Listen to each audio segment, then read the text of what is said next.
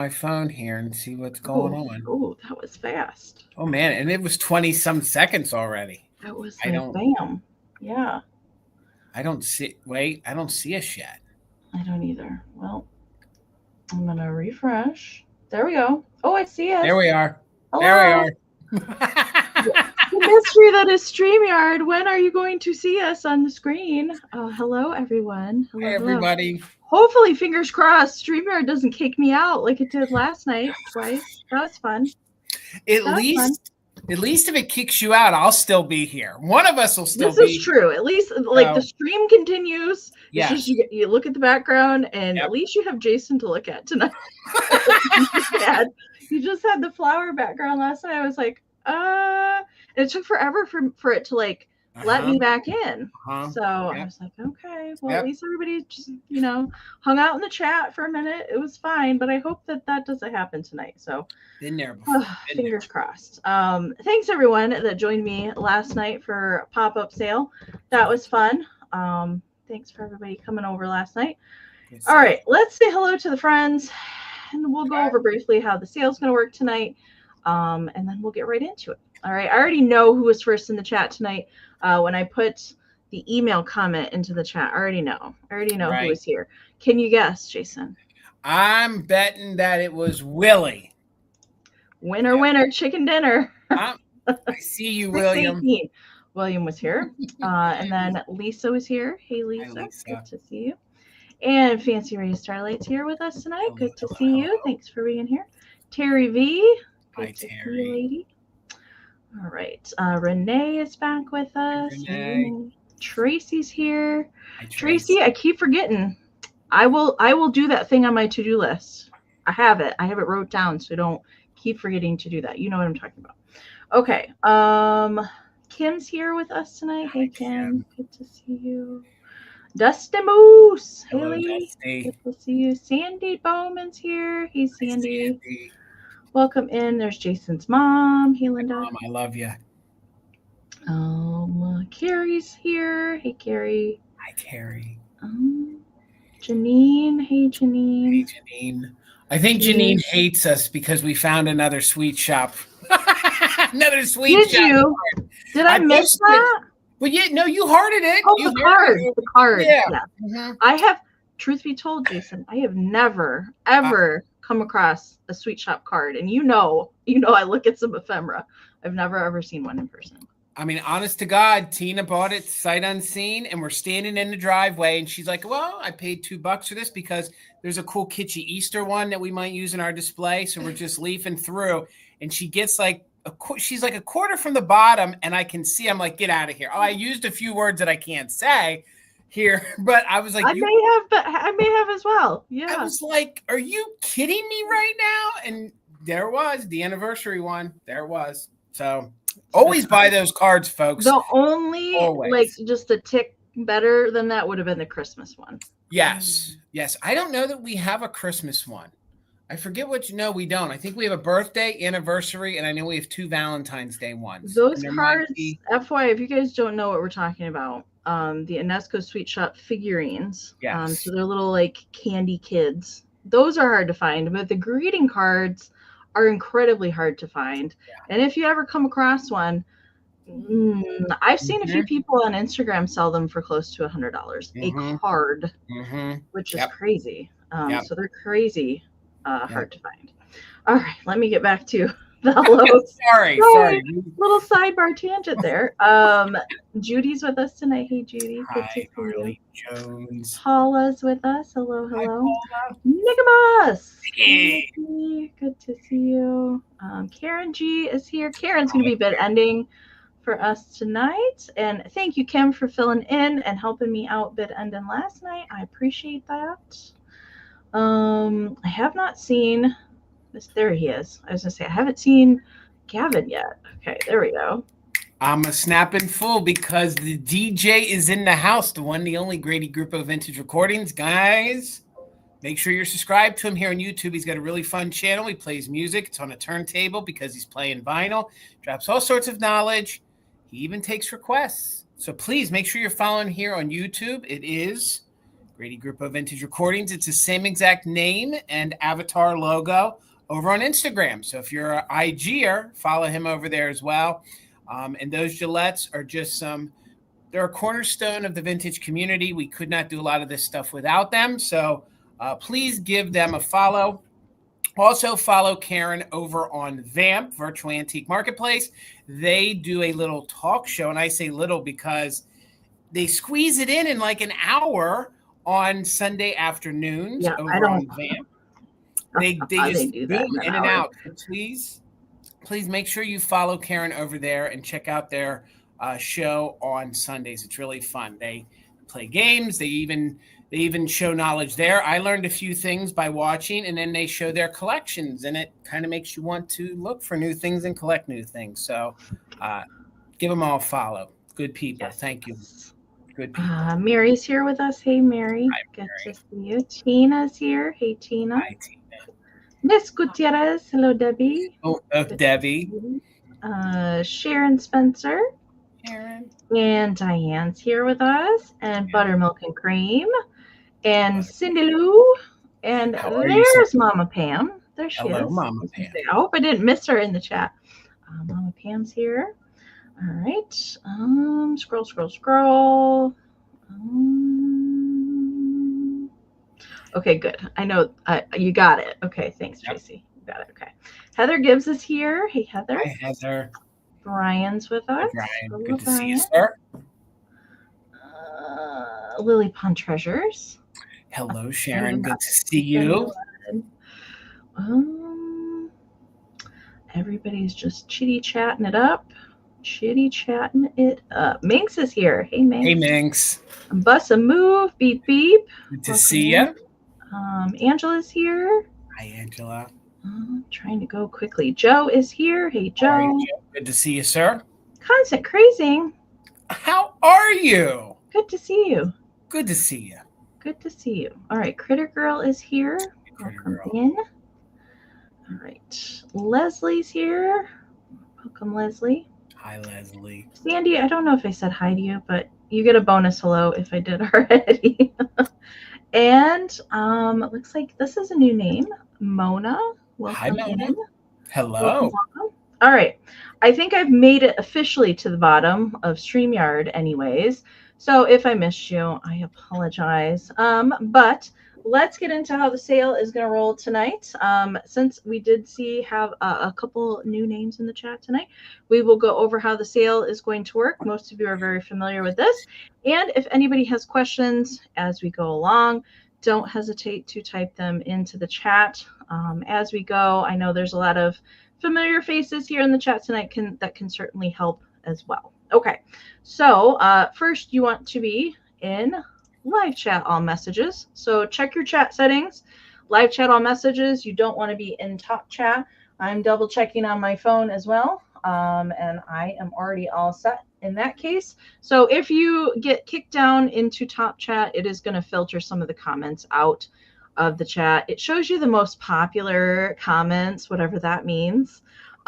Whatever YouTube determines is the most popular comment. I don't know why they even have that, but just make sure you're in live chat, basically. And we do encourage you to refresh often. So you can exit out of YouTube completely to do that, or the faster option, if you touch my logo up in the right-hand corner, up there, you can find the gear wheel icon. And if you hit that, find the playback speed and hit 2 times. If you are lagging behind at all, we will sound funny until you're caught up with us. Again, we do encourage you to do that as often as possible to combat that lag here on YouTube. So we are doing the auction style tonight. So we will give a starting price. I will pin it up here at the bottom left corner of the screen. And if you're interested in bidding on anything that we're showing tonight, all you have to do is type your bids down in the chat. That's super easy. As we go along, we will talk about the item. We'll give you any kind of information that we know, makers, errors, that sort of thing, any kind of issues that the item will have. So if there's any repairs or chips or any kind of damage, we do our best to show all that live to you here on the screen. So you can make an informed decision if you want to bid on it or not. And of course, we'll include any kind of measurements for the item as well, so you know how big or small something is, because sometimes things can look deceiving on the camera. I know I've purchased things before and I get it, I'm like, oh, this isn't what I thought it was. But so that's why we try to give you measurements of things. We will do a 20-second countdown to account for the lag. We do encourage you, if you are interested, so that we know that there is some interest, to put in bids into the chat early rather than later. But we will do a 20-second countdown, and the highest bid that we see in the chat come in before the official bid end of Karen G will be the winner. And we do have to go by what we go on our screen, just because you typically will see your comments first before anybody else is on your device. But we have to be the most fair to everybody. So whatever we see in StreamYard is what will be fair enough for everyone. We are doing just in case bids tonight. So all that we ask, if you've got one straight bid in on the current item, and you can put that in there. If you got really super fast internet and you think you can get a straight bid in there before you use it just in case during the countdown, that is fair play. Just as long as you have at least one bid in there, then you can use that just in case during the countdown. And that is the max amount that you're willing to pay for the item, plus the letters JIC. You put that into the chat during the countdown. And if your just in case bid is the highest before the bid end, we'll bid you up $1 over the next highest amount. Do keep in mind, though, multiple just in case bids that come in before the bid end do turn into regular bids. And if you are a brand new buyer to us, this part you want to pay attention to, or maybe it's been a while since you've purchased from us, always good to send that information again. That makes it much easier when we do go to send our invoices out. We can find your information easy. But we do need an email sent to us, and I'll show that in a moment, with your YouTube screen name, your real name, your full shipping address, and an email that we can send your PayPal invoice to. Jason and I both do our invoicing in PayPal, but if you don't have a PayPal account, that is okay. You can still shop with us. Just let us know when you send that email with all of your information that you would like to check out as a guest. When we send our invoices out, we can send you a direct link to that invoice, and then you can check out with any debit or credit card. No PayPal required. So anybody is welcome to shop with us, just as long as we have your information. And do keep in mind, when we do send our invoices out, payment is due within 24 to 48 hours of receiving that invoice. Right now, our emails are up here on the screen. You can also find everything down in the description of the video, how to get in contact with us. And make sure you're subscribed here on my channel. You're subscribed to Jason's channel as well. And give us a follow over on Instagram. We would appreciate that.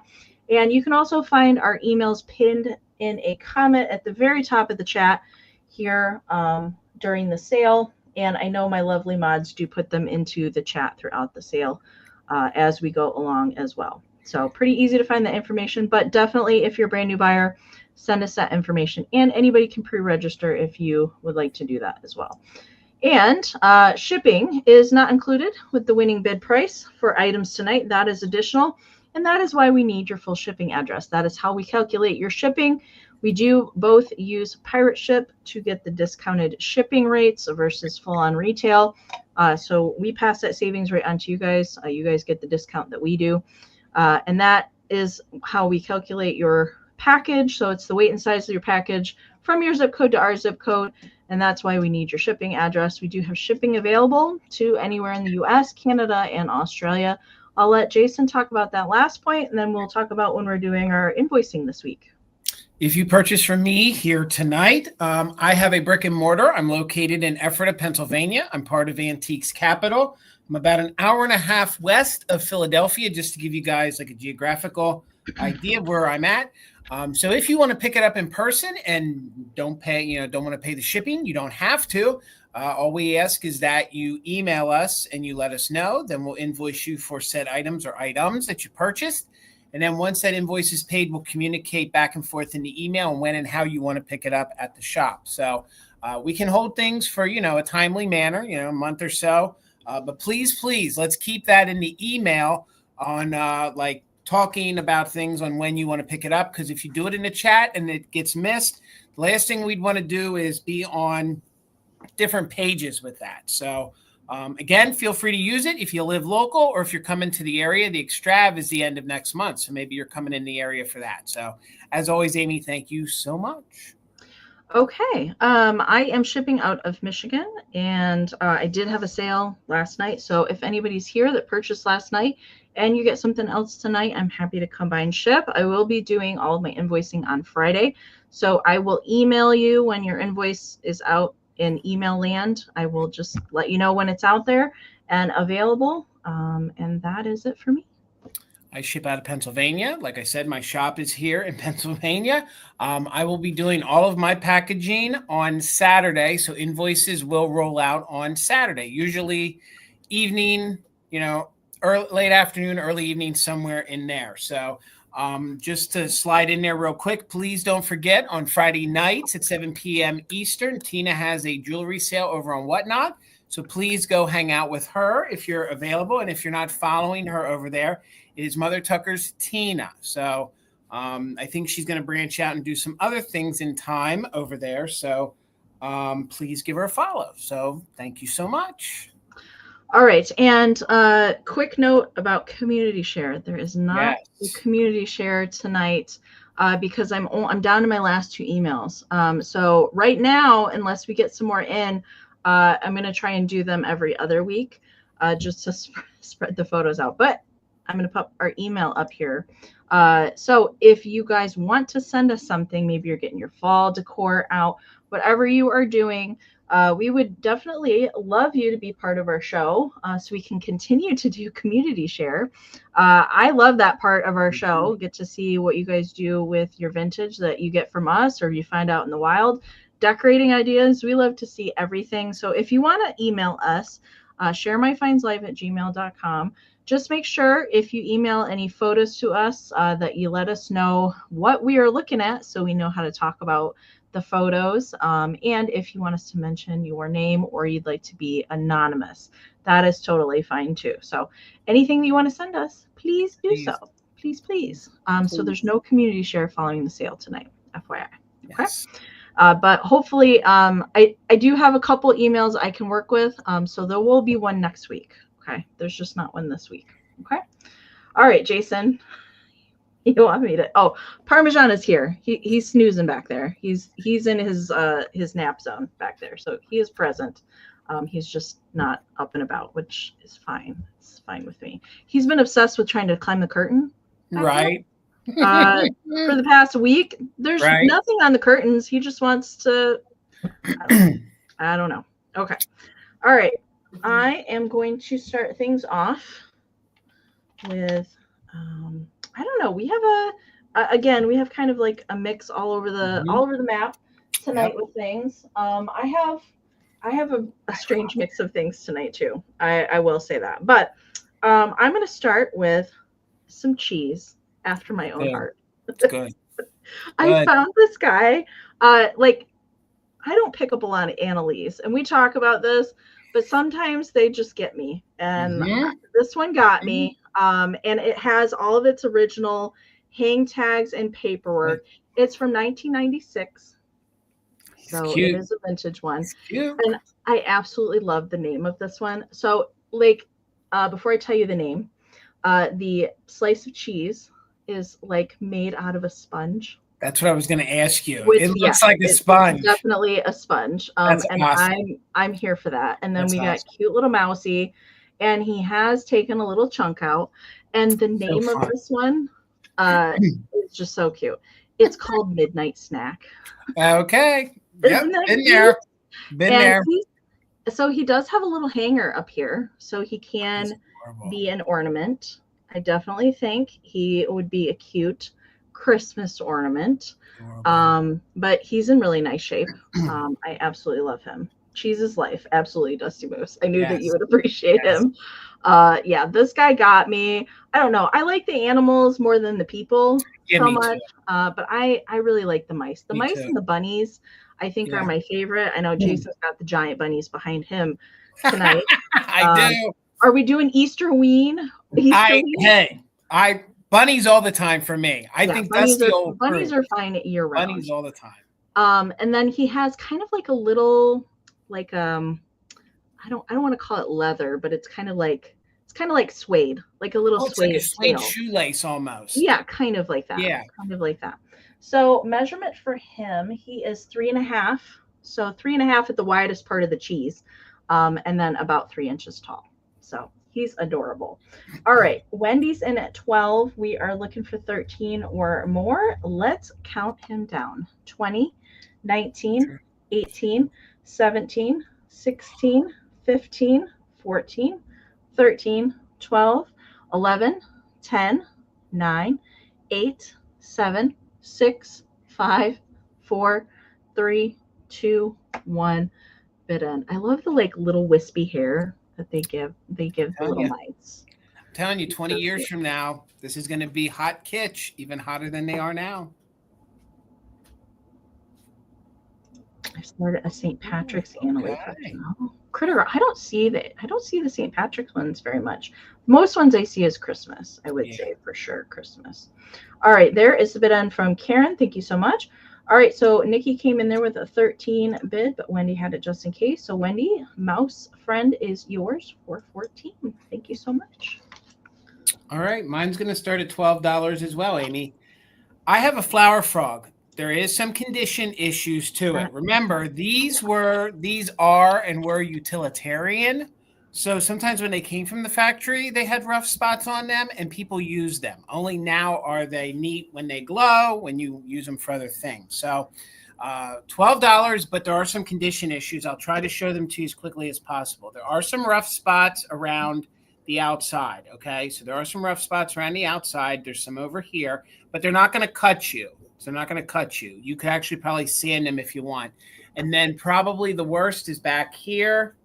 There is a little chip right here. And there's a little chip right here. All right. But this is a small one that I don't see that often. And it does glow under black light. So outside of what you see, it's in perfect condition. It's coming in about 2.5 inches in diameter. It has 8 holes. So 7 of them are around the outside. You have 1 there in the middle. So I didn't measure it from the side. So it's 2.5 inches diameter. And this one kind of has a peak in the top. It's about 1.5 inches from the side. I agree, Joe. These are great for marbles. These are great if you collect pens. You can put pens in there. But then these are fun to use at Halloween because they got a really, really good glow to them. So here's what the glow looks like. So the uranium is definitely uranium I guess I don't know, but the glow is real. So you can uranium. Yeah, I don't know. It's uranium in the best it can uranium. I don't know. So glowing. So again, it's in very good condition outside. So on the inside, everything's fine. There's no impacts. There's no cracks down the middle. But we do have roughness. Let's call them nips. They're somewhere between a nip and a chip. So again, I just want you guys to know what you're purchasing. Where my finger is here, you have 2 right there. Then it gets a little rough over here. And then we have a few little chips right there. So hopefully that's showing through to everybody. So I see you, Dennis, for 13. Robin's in it at 14. It is a 8-hole. It is an 8-hole flower frog. And then there's these little feet on it. So 2 of the little feet are fine. One of the chips here has taken out part of the little foot. And then we have another one right there. But again, it's not going to cut you. So I don't know if it was just in manufacturing or from years of being used, it got bumped and beat up. So we're in at 14 with Robin. We're looking for 15. Let's go ahead and start a countdown. Green Depression flower frog with some nips, 2.5 inch in diameter. So 20, 19, 18, 17, 16, 15, 14, 13, 12, 11, 10, 9, 8, 7, 6, 5, 4, 3, 2, 1. Bid end. Looking for 15 or more. The bid end from Karen G on the uranium depression glass flower frog. Like I say, you could sand them if you want to. I still think it displays well. It definitely serves its purpose as well. If you're going to use them, use it as a flower frog again. But these are getting just so doggone hard to even find. So thank you so much, Karen, for the bid end. Looks like Robin had a just in case of 31. Nikki Moss had a just in case 57. So $32. It's coming to you, Nikki. Thank you guys so much. Congratulations. Congratulations. Nikki, I think we all know where you're going to put that. I think we do too. If you guys were not here, I don't know how many sales ago that was. I think maybe a month ago. Yeah. Maybe I can't remember if it was in June or July, but Nikki showed us her flower frog collection that she displays on the wall. Yep. It looks really cool. Really cool. I love that idea. All right. I have a pair. So this is not for choice because these came together, and I'm pretty sure they have been together their entire life. And these are Robert Simmons pottery. So made in California. I don't know if it was last week or the week before I had a Robert Simmons pottery piece, but these are Robert Simmons skunks. And you can see that they are named Pewee and Pewette, which I absolutely love that they still have their little name tags. So they are in good shape, both of them. There's a little bit of crazing I'm seeing in the glaze. No cold paint for these guys. So you don't have to worry about any paint coming off, and that's a good thing. Robert Simmons was not very good about marking like signing pieces. I know that, but these guys are numbered, so they do have a faint little numbering mark there on the bottom. I've only seen a couple larger pieces that actually have like a foil sticker on the bottom. But I love Pewee and Pewette. I love it. So Pewee here, Mr. Pewee, he's got his big O tail hanging out on the backside, and I really like the style for these. So Pewee is a little bit bigger. He is 3 1/4 by 2 3/4, and then little Miss Pewette. I am so cute. She is 2 1/4 by 2 1/2. Okay, so there's no chips to either one, but I couldn't break up the lovebirds here. They're just so stinking cute. I couldn't break them up. All right. How many times am I going to say that tonight? Because I do have several skunk items. So I will try and restrain myself a little bit. Okay. Nikki's in at 18. So we are looking for 19 or more for the pair. And I'm going to count them down. 20, 19, 18, 17, 16, 15, 14, 13, 12, 11, 10, 9, 8, 7, 6, 5, 4, 3, 2, 1, bid end. I originally was going to redo my bathroom up here into a skunk bathroom, but I have since changed my mind. I'm not going to do skunks. I don't know what I'm going to do. I've started to collect some of the hardened and mangled Rumpelsqueaks to go along with my book. I have a shelf to put them on, but that's about as far as I've gotten. All right, there is the Pew Pew bid end from Karen. All right, so Nikki, I saw your just in case, but you didn't need it. They are coming to you. Thank you so much. All right, Amy, $14. And this is one of the most unique chalkware pieces I have found in a long time. If you guys love babies and you like ashtrays, I have you covered. I believe this is an ashtray. We have the little dimples right here. So I believe it would be an ashtray. So how fitting that you have your cute little, and I love the way he's like thinking. He's like, So we have your typical chalkware issues. There is some little chips to him or her, but this baby is super cute. And I do believe it's an ashtray. So now you don't need to use it for an ashtray. You could rest your pens in there. You could use it as a little change holder. You could use it for all sorts of things. Or you could just put this little guy in your chalkware display. So he is not really painted on the back. The company made sure that they were going to save and not really glaze or do anything to the back of him. So the back is not done, but the front is fully airbrushed. He has looks like a full head of hair for being a baby. I love this. Cute little eyes. He's got those chubby cheeks, and then of course, like he's thinking. He's got his finger right there. Little Buddha, chubby little belly. Just a super cute little chalkware guy. I know when I posted my reel, some folks really thought this was neat. So if you guys collect Cupies, dolls, babies, whatever. I think this would look great in your displays. This little guy, I would get little hats for him. And then each little holiday, you could put a different hat on him. I think it would look really, really cute. There's no markings on it. He's probably from somewhere between the 30s, 40s, or 50s. He measures 6.5 inches tall. So he is 6.5 inches tall. Again, these chalkware pieces were crudely painted. He is like a $1 million. Exactly. Like $1 billion. Oh, exactly. He is. He's like, yes, exactly, Joe. You're exactly right. $1 million. Exactly, from Austin Powers. You're exactly right. But I think he's super cute. They did give him some blush here on the cheeks. Again, there are some little nips here on the front, but I think when it comes to chalkware, we kind of expect that. We kind of like that. Here's what the bottom looks like. Again, it's your old school, like carnival wear, chalkware kind of things. And I'm here for the fact that I do believe it is an ashtray. So you can see the little divots there. There's 3 of them all together. I've seen banks in that same style, but I've never seen one like that with the base. I have too. And like I said, you could use that for different things. You could actually use it, as a little caddy beside your bed to put jewelry on. You could use it for all sorts of different things. You could actually use it to put jewelry on it anywhere. Use it for change, all sorts of different things. And one more time, he measures 6.5 inches tall. There are no breaks to him. There's no issues at all to the neck. You can see he is fully molded here in the back. There is, I guess there is a crack. It's his crack there.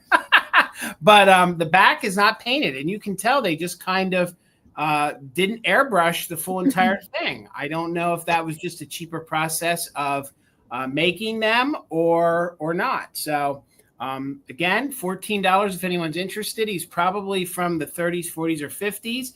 I'm not seeing any interest, so we're going to sit him to the side and we're going to keep on moving. Okay. We'll bring him back for the recap. He's darn cute. I love him. All right.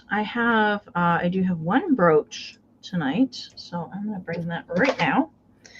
And it's a sparkly one, and I'm not sure if the color difference is going to show. We'll try a backer here and see. Yay. Okay, that is going to work there.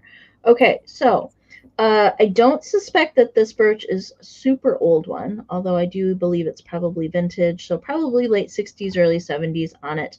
I really liked the style of this one, and I liked that it has, besides white rhinestones, which are kind of my favorite because they go with just about everything, there's a little champagne action going on there in the center.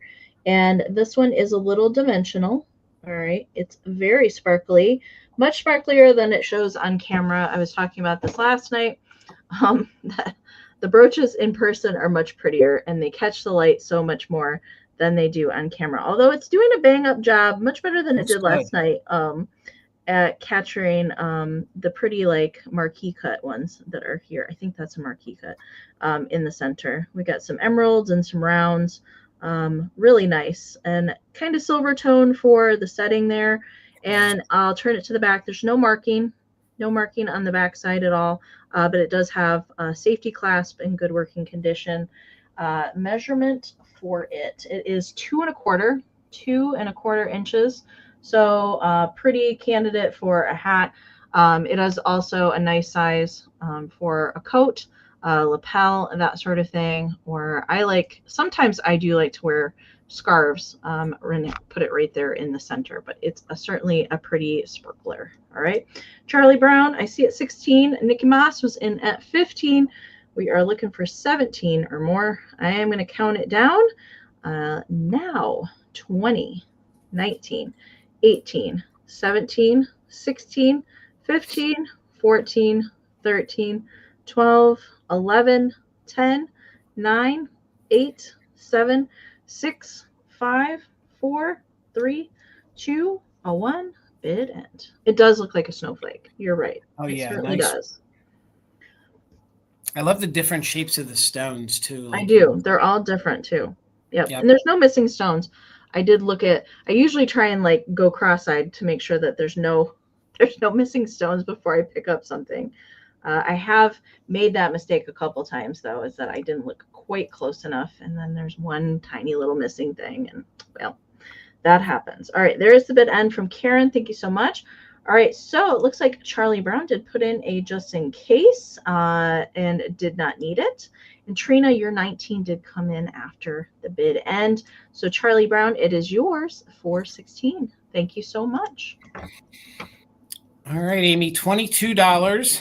And these are my favorite version of Smokey Bear shakers. And this is the first generation that Norcrest put out. So these are the earlier ones, and these are a little harder to find. So this is the 1950s version of Smokey.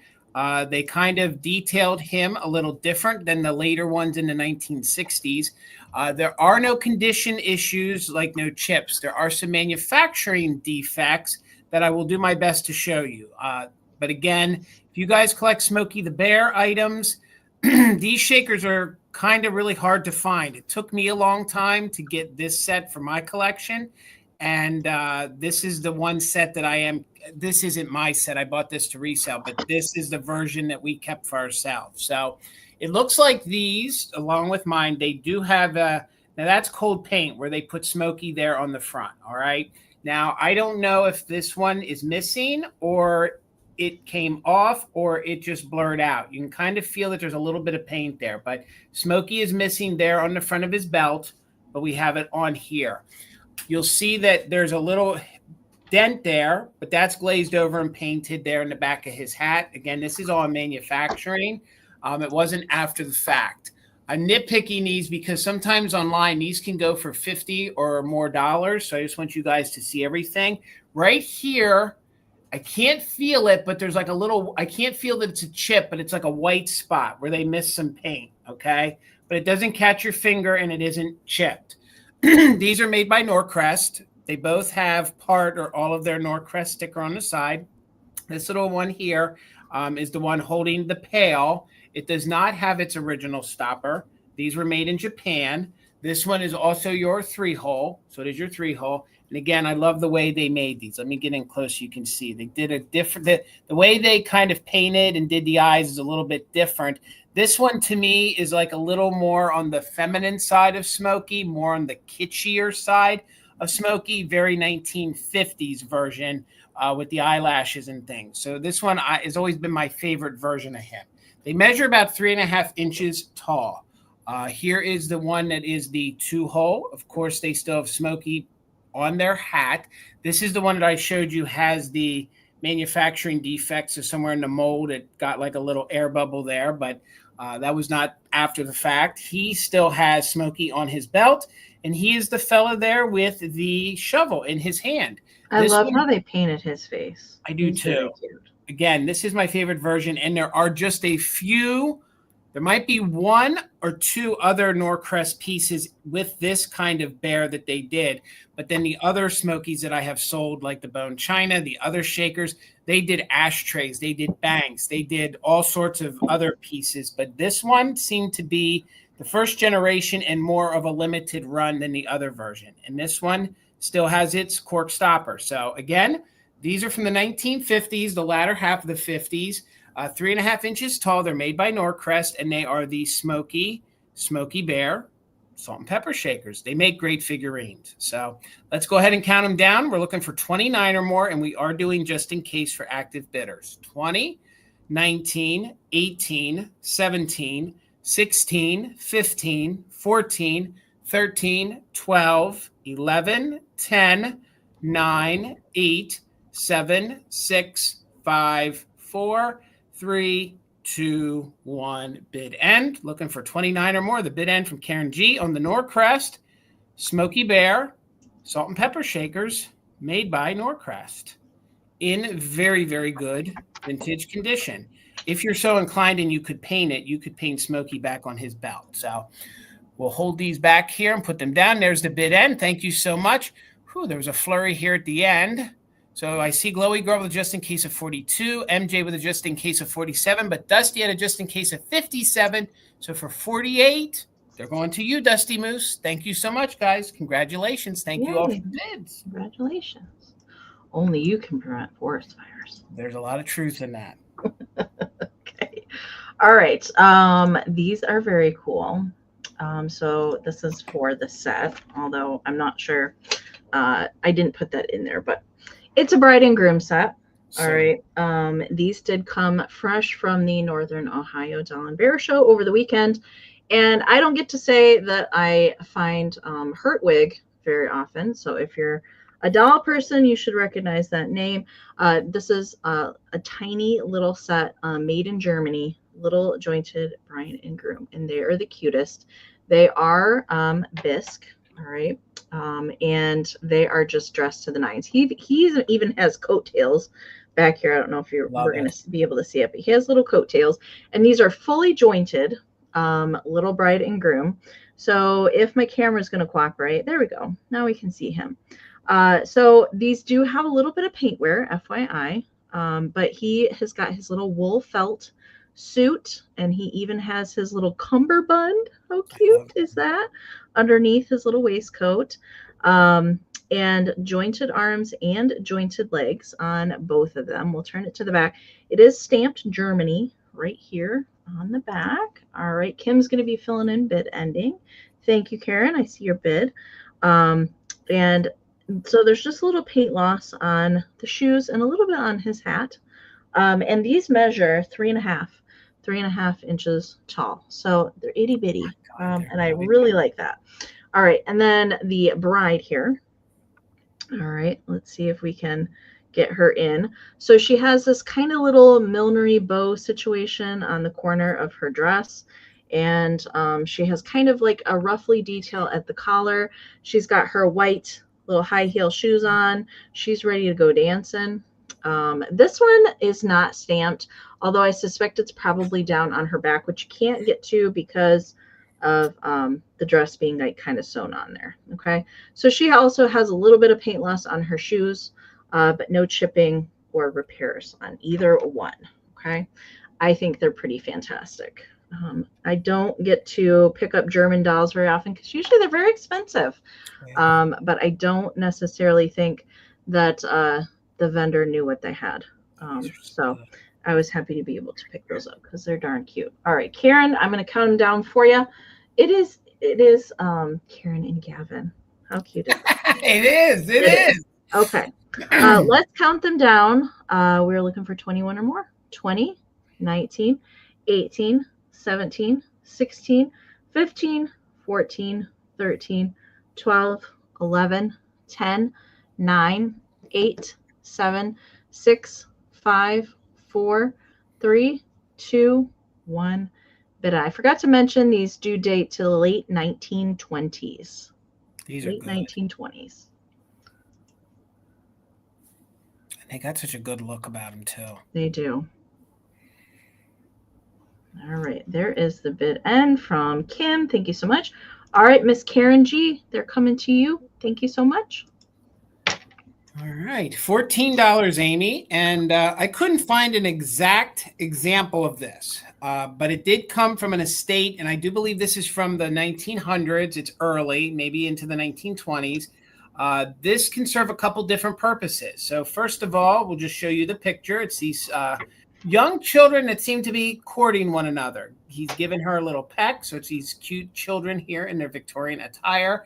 I believe that the metal that you see is tin. So back here, you have a little round slot where I believe this, you could have used this. You could have hung this on the wall if you wanted to. Okay. So you can hang this on the wall, but basically what that is there for is it's for you to pull it. Okay. So you pull it, it opens. You can see there's wear to it, but then it turns into a little portable mirror. Okay. So then that little arm right there holds it in place. So you can check your makeup. You can do whatever you need to do once you open it up. You can, of course, hold it up like that if you want to. And the little metal arm here on the back is what's going to hold all that in place. So you have all of this sort of, I want to say it's laminated, but it is this coated old school kind of cardboard, which is very turn of the century. You see it on like faux leather books, you know, from the late 1800s, 1900s. So that's what they use there. This is all thin little metal. This is all tin. You can see we do have some wear to the mirror here, but the mirror, I believe, is original. And then you can see it has like this paper coating here on the inside that you would have seen in different areas that they used for jewelry and things like that. So I could not find a manufacturer. There is no name on it. And then all you do is, before we get into that, you just literally tilt it forward, slide it in, and then it locks into place. Then you can flatten all that out. You can pop it into your pocket. I could not find a manufacturer on this. I found some that were in different shapes. I feel that that's actually a litho. When you get in close, you can see some of the little dots on it. I don't know if it's picking up on. I can see, yeah. On your end. But all details tell me that this is right out of like the early part of the 1900s. It's somewhere in there. So it measures about 3 inches. So it's about 3 inches long. It's about 2 inches wide. It is in very good condition. I don't know if they had a celluloid film over the top of this. That is my one question. The versions that I found, things that were similar, it was just paper and tin. And that's what this is. But there could have been a celluloid sheet that went over top, and it would have given it like a yellowing kind of effect to it. I do too, Janine. I think that by itself would look cute in a display, maybe on a tiny shelf. But if you collect compacts and mirrors and things like that, that kind of crosses over into a lot of different collectible genres. And again, like I said, the little hanger there that you're actually supposed to use to pull it, to open it, you could use that to hang on the wall. If you do itty bitties, like if you do like a complete gallery wall and you want something small, you could do that. So again, we're, I see, did we have a bid? Did Renee bid? Wait a second here. Yeah, we got Renee in at 14. So I see you, Renee, at 14. Did that?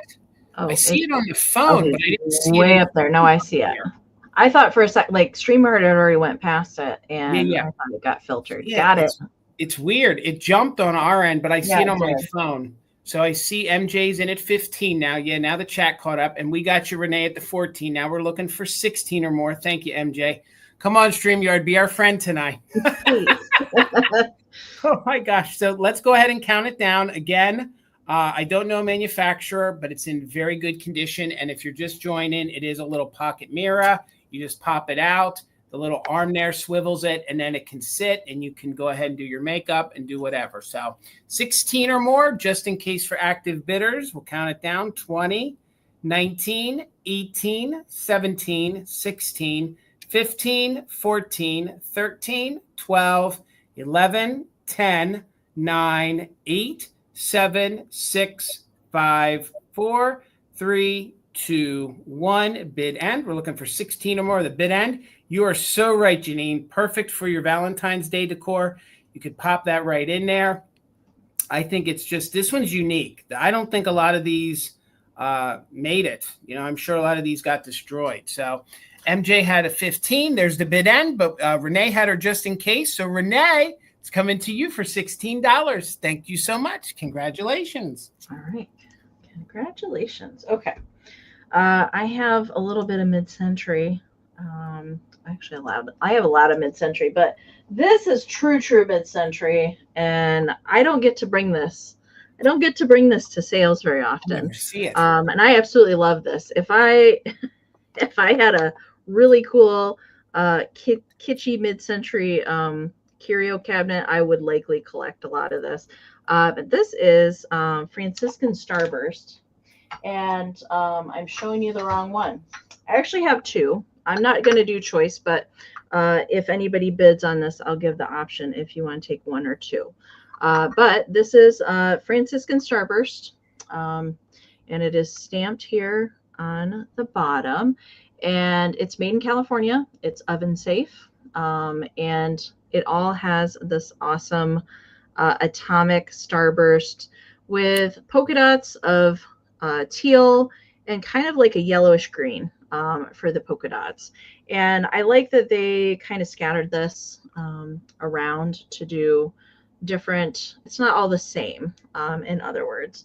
I really like this. And I also like the fact that the saucers they're not completely round. You can see that it's kind of oblong, and I also really like that. And here is the bottom. So there's no chips, but here on the bottom, I've talked about this with ceramics before. Do you see those like 3 little dots there? And they're rough to the touch. That is where it would sit in the kiln. So after it was glazed, they would have like a little pedestal for it to sit on while it was being fired in the kiln. And that's why there's no glaze spots there. So those aren't chips. That's just where it sits in the kiln. But really nice condition. And the backer of this, I don't know if it picks it up, but it's kind of speckly. And I also really like that. It reminds me of like bird egg speckles. I absolutely love that. It's very, very mid-cinch, as Michael Todd would say. He's the one that said that a long time ago, and I was like, I like that. I like that. It's mid-cinch. Mid-cinch. All right, so great condition on the cup and saucer. I know the most hard, I want to say like the hardest pieces to find, there's a cookie jar and a butter dish. I've seen a couple of those out and about, and they're like hundreds of dollars, which is crazy bananas. But I do have 2 cups available. So Terry's in at 24. So we are looking for 25 or more. Did that pattern or something with Starburst come in laundry soap powders? There were some patterns similar, and this may have also been one of the patterns that was a grocery store premium. So yes, some grocery stores you would have earned points to get this. This could have been a pattern that some of the grocery stores used. I don't think it was one of the ones that was in, like you're saying, Dana, in one of the boxes, but it definitely, this and other atomic dish sets were premiums by the grocers. They gave them away. But you're right. You're right. Yeah. All right. I'm going to count it down. We are looking for 25 or more. 20, 19, 18, 17, 16, 15, 14, 13, 12, 11, 10, 9, 8, 7, 6, 5, 4, 3, 2, 1, bid end. Like I know our Taylor Stone, the cafe pattern we used, that was a grocery store premium. And there's a couple other patterns too that were atomic. All right, there is that bid end from Karen. All right, Miss Terry, would you like 1 or 2? Since I do have 2 available, you let me know if you just want 1 or 2. Thank you so very much. I never see that pattern. $20, Amy. $20, Amy. And I have a big old squeak from the 1960s. It is a Edward Mobley. It is in very good condition. The original owner added this scarf. I thought the scarf looked good on it. They kind of tied it like a bow. It has very fall feels about it. If you don't like it, I won't ship it. It's not hiding any damage, but I think it looks really good on him. So we're going to let it on him. He is not the sleepy eye one, so the eyes do not move. The eyes are painted on him. He is a large one. His coloring is really good. He's super clean. I didn't even have to do much to him whatsoever. And again, he's starting at just $20. If you guys are into squeaks, these larger ones, I don't see that often, especially in this good of condition. So you can see the embossing there on his belly. Squeaker alert. He does squeak. He still works. The head does move, so you can move the head however you want.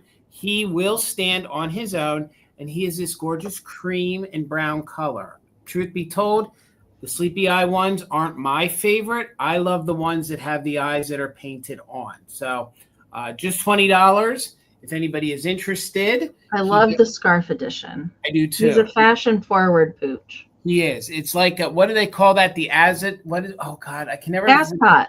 Yes, he's like wearing his ascot. Like he's a very fancy dog, and this could even be a designer or from the period scarf. I did not take it apart, but you can see it has all these great fall style colors. So this is the way I got him from the estate. So whoever had him, they adorned him with that. So we're just going to keep it on there. So Suzanne, thank you. I see you for 20. So we're looking for 21 or more. Again, the head does move.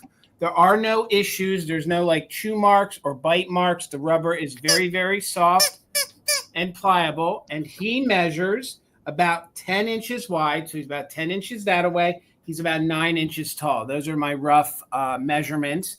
And again, he's not the sleepy eye one, which maybe, I don't know which one is harder to find or. That variation there without the sleepy eyes, I think is harder to, like, I come across the sleepy eye ones all the time, but I rarely come across that guy. If I do, it's the smaller version, not the big one.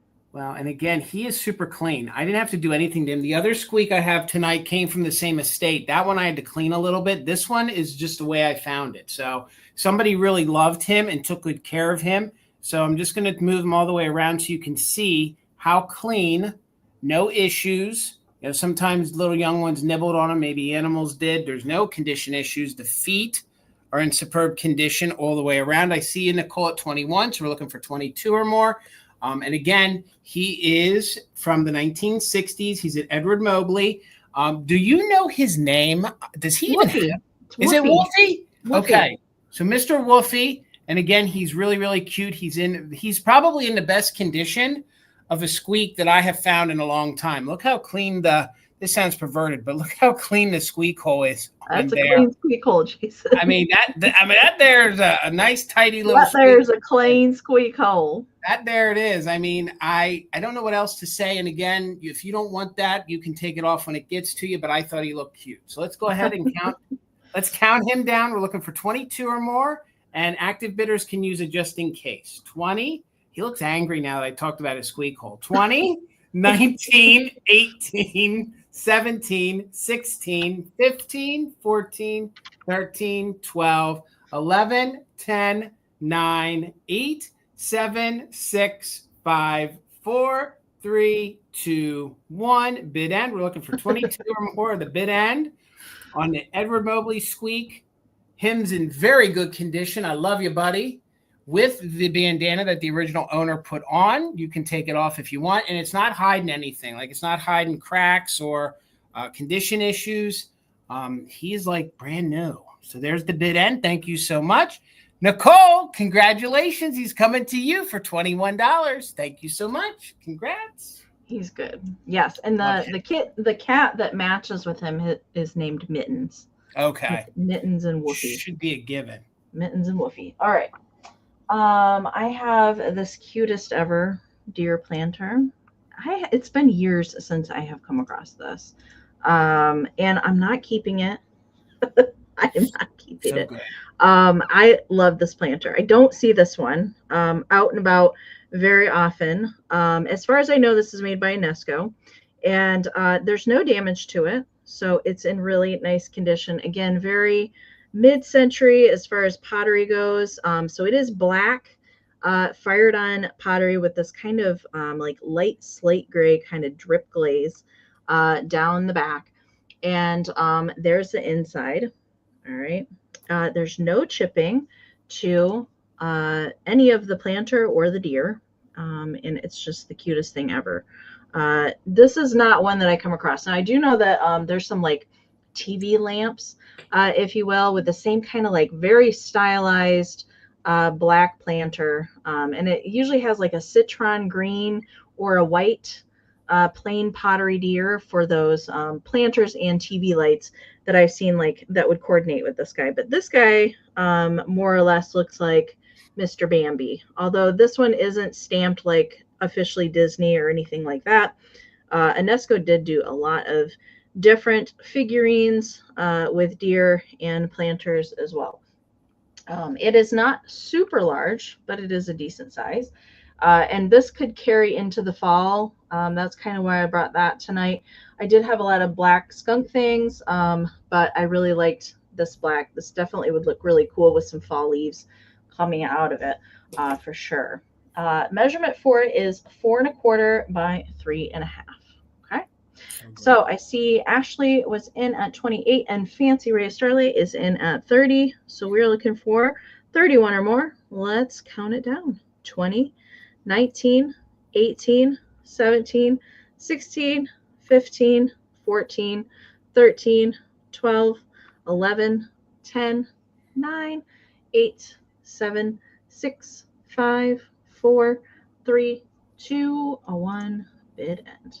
Mercury picks. Yes, Joe, I'm here. I'm here for all the Mercury picks.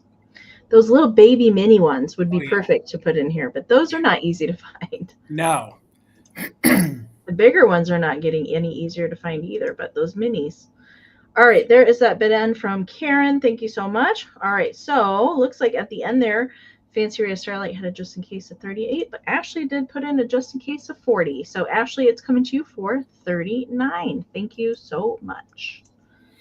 All right, Amy, $14. And I have an antique magazine here. It's in very good condition. I'm sure you guys recognize the name. It is the McCall's magazine. It is the official Queen of Fashion magazine. This was the ladies' magazine from the turn of the century, from the late 1800s until the early 1900s. This kind of was the tell-all magazine to help the ladies with fashion around the house. There are some really fun articles in here. So if you're not really into magazines, but you're into other Victorian things, this might be a fun magazine for you. So $14. There is some condition, there is some discoloring, but nothing's falling apart. You can just see there is some wear here to the spine. It's a magazine. It's amazing this is even here. So back here, if you wanted to, don't think I would do it to this one, but you guys could take this one apart and frame some of these. So here on the back, right here, already something that you could frame. This is a these are great graphics of corsets. So you have these Victorian ladies wearing corsets. Definitely fits the period. And this is from 1906, McCall's. So it measures, before we get into the inside, thank you, Wings, I see you for 14. It measures your typical sheet of paper size, 8 by 11.5, 8 by 11.5. So I did mark a few pages here. I want to show you really quickly. Nobody wrote in the book, but there is some wear to some of the pages. This one I thought was really fun. Of course, if you aren't familiar with the McCall's magazine, there's tons of advertising in it. So there's page after page of advertising. This one is one of my favorite. If you guys collect Denison, here are some Denison ideas from 1906. So it is a Denison house. And then it actually lists everything that they do. They have everything from crepe paper to candles to shades, ice cream cups. I'm looking to see if they mention nut cups. I don't know if they mention nut cups in there, Dusty, but it shows you some of the different pieces that you could get, some of the crepe paper flowers, all sorts of other things. And that's a great ad by Denison. I think that's really fun in and of itself. So that's the one ad I wanted to show you guys. So then, as I turn to the pages, there's a whole section on ladies' health. And there's also a whole section in here that talks about children's health. It actually is a fun read. It talks about how you're supposed to integrate salt into people's diets and how it helps you health-wise. So here are some very traditional Victorian attire dresses. Again, this would teach you how to dress the part, from hats to corsets to shoes and everything in between. So that is fun. That's black and white. There's even a child's section where they show you how the children are supposed to dress. So my ladies' health, and that's what I was just talking about. So this is the little article about my ladies' health. It talks about salt is good for children, and you should make your little people eat a certain amount of salt. And then it goes on to tell you why. Then it tells you things not to eat. Some of the graphics in here are phenomenal. So not only did it teach you how to dress, but it taught you some care issues for yourself. Now, this one, I really think this is going to hit home for some people, which I don't know that they did this in every catalog. This shows you mourning. So when someone passes, mourning fashions for fall and winter. So if you guys collect mourning brooches, maybe you guys collect some mourning attire. This is a complete write-up from 1906. So it literally will tell you exactly what etiquette was in 1906 when it came to mourning and how to dress when your significant other passed. It tells you what to wear when children die, when siblings die, and it also tells you what to do and how to be a widow. So this is really fun. I actually took some time to read it. It's an interesting take from 100 years ago, well over 100 years ago. So that, I think, is well worth the money. So thank you, Catherine. I see you in it. 20, we're looking for 21 or more. There are some stains in the corners, but again, this book is in superb condition. Here's some of the attire for the little ladies, the young girls, and how they were supposed to dress. Sort of looks like the little courting couple that were kissing there on that mirror that I had. And I'm not going to show you guys everything because I want the new owner to enjoy it. But here is probably the highlight. Maybe this is where some pinups came from, but there was always one color picture in the McCall's, and there it is. And this actually has like a little, if you catch it in the light, there's almost like a metallic flare to her boa that she has there. So it's not showing it, but in person, they actually like dumbed down the paper. They actually made the paper a little lighter, so it gave it a 3D effect. And then with it being 1906, you can see it has the onset of the automobile in the back there. So, pardon me. It also has sections in here that teaches the lady and tells the lady how to tell the man to dress when driving the automobile, because that was just coming on the scene. So you can see all these graphics. They're really, really good. I mean, they're very detailed graphics. Of course, this is what you did. There was not a lot of photography that was being used in magazines at this point in 1906. And then here are just some more pictures. So, and that's literally 5 pages. You have probably 30 other pages that you can go through and look. It's a really fun, and especially the morning section, I think would be great. You could open that for your Halloween display. And again, this is a McCall's magazine. It's from September of 1906. It's in very, very good condition. And there's your front. Here is your back one more time. And there's probably only 3 different color plates that are in it: the back, the front, and then that pinup that I showed you. So the worst we have is a little bit of splitting down here. Okay.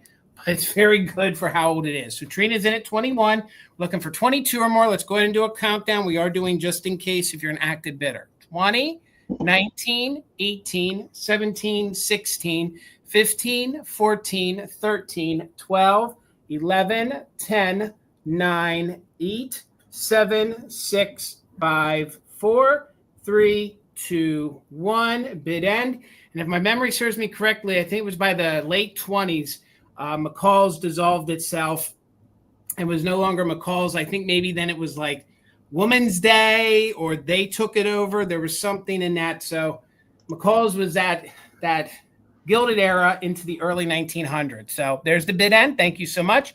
Trina Wings had a just in case, but Catherine had a just in case at 39. So for 36, Catherine, congratulations. It's coming to you. And thank you all for the bids at 36. Thank you so much. Congratulations. All right. If you guys haven't refreshed in a while, do the gear wheel icon in the upper right-hand corner. Refresh.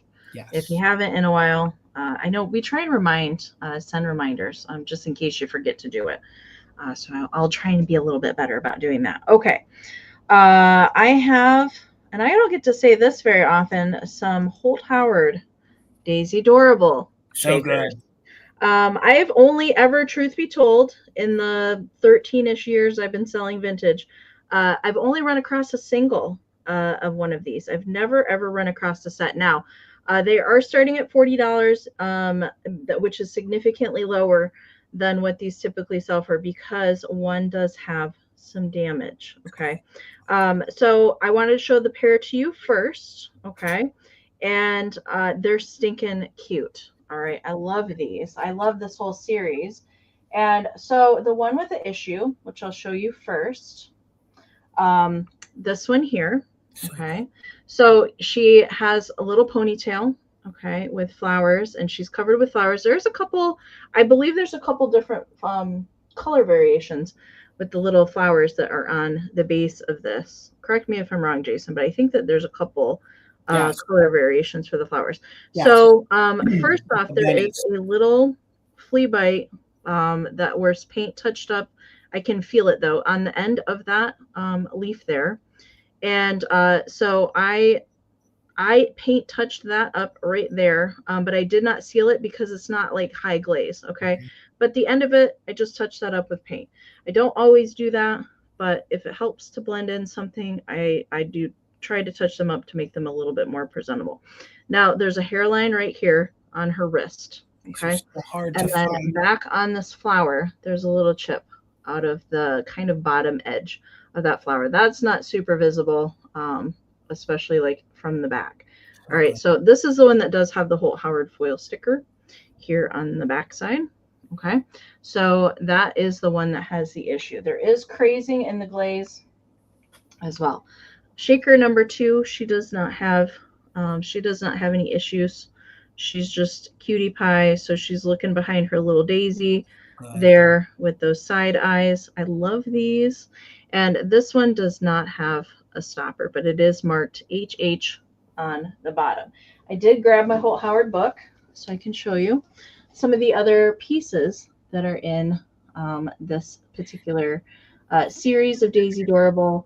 There's candle holders. There's a lot of dresser pieces that they produced for this line. I love the planter with the little butterfly and the lipstick holder. These are so cute. I absolutely love these. I just don't see these pieces. Nope. I don't. Nope.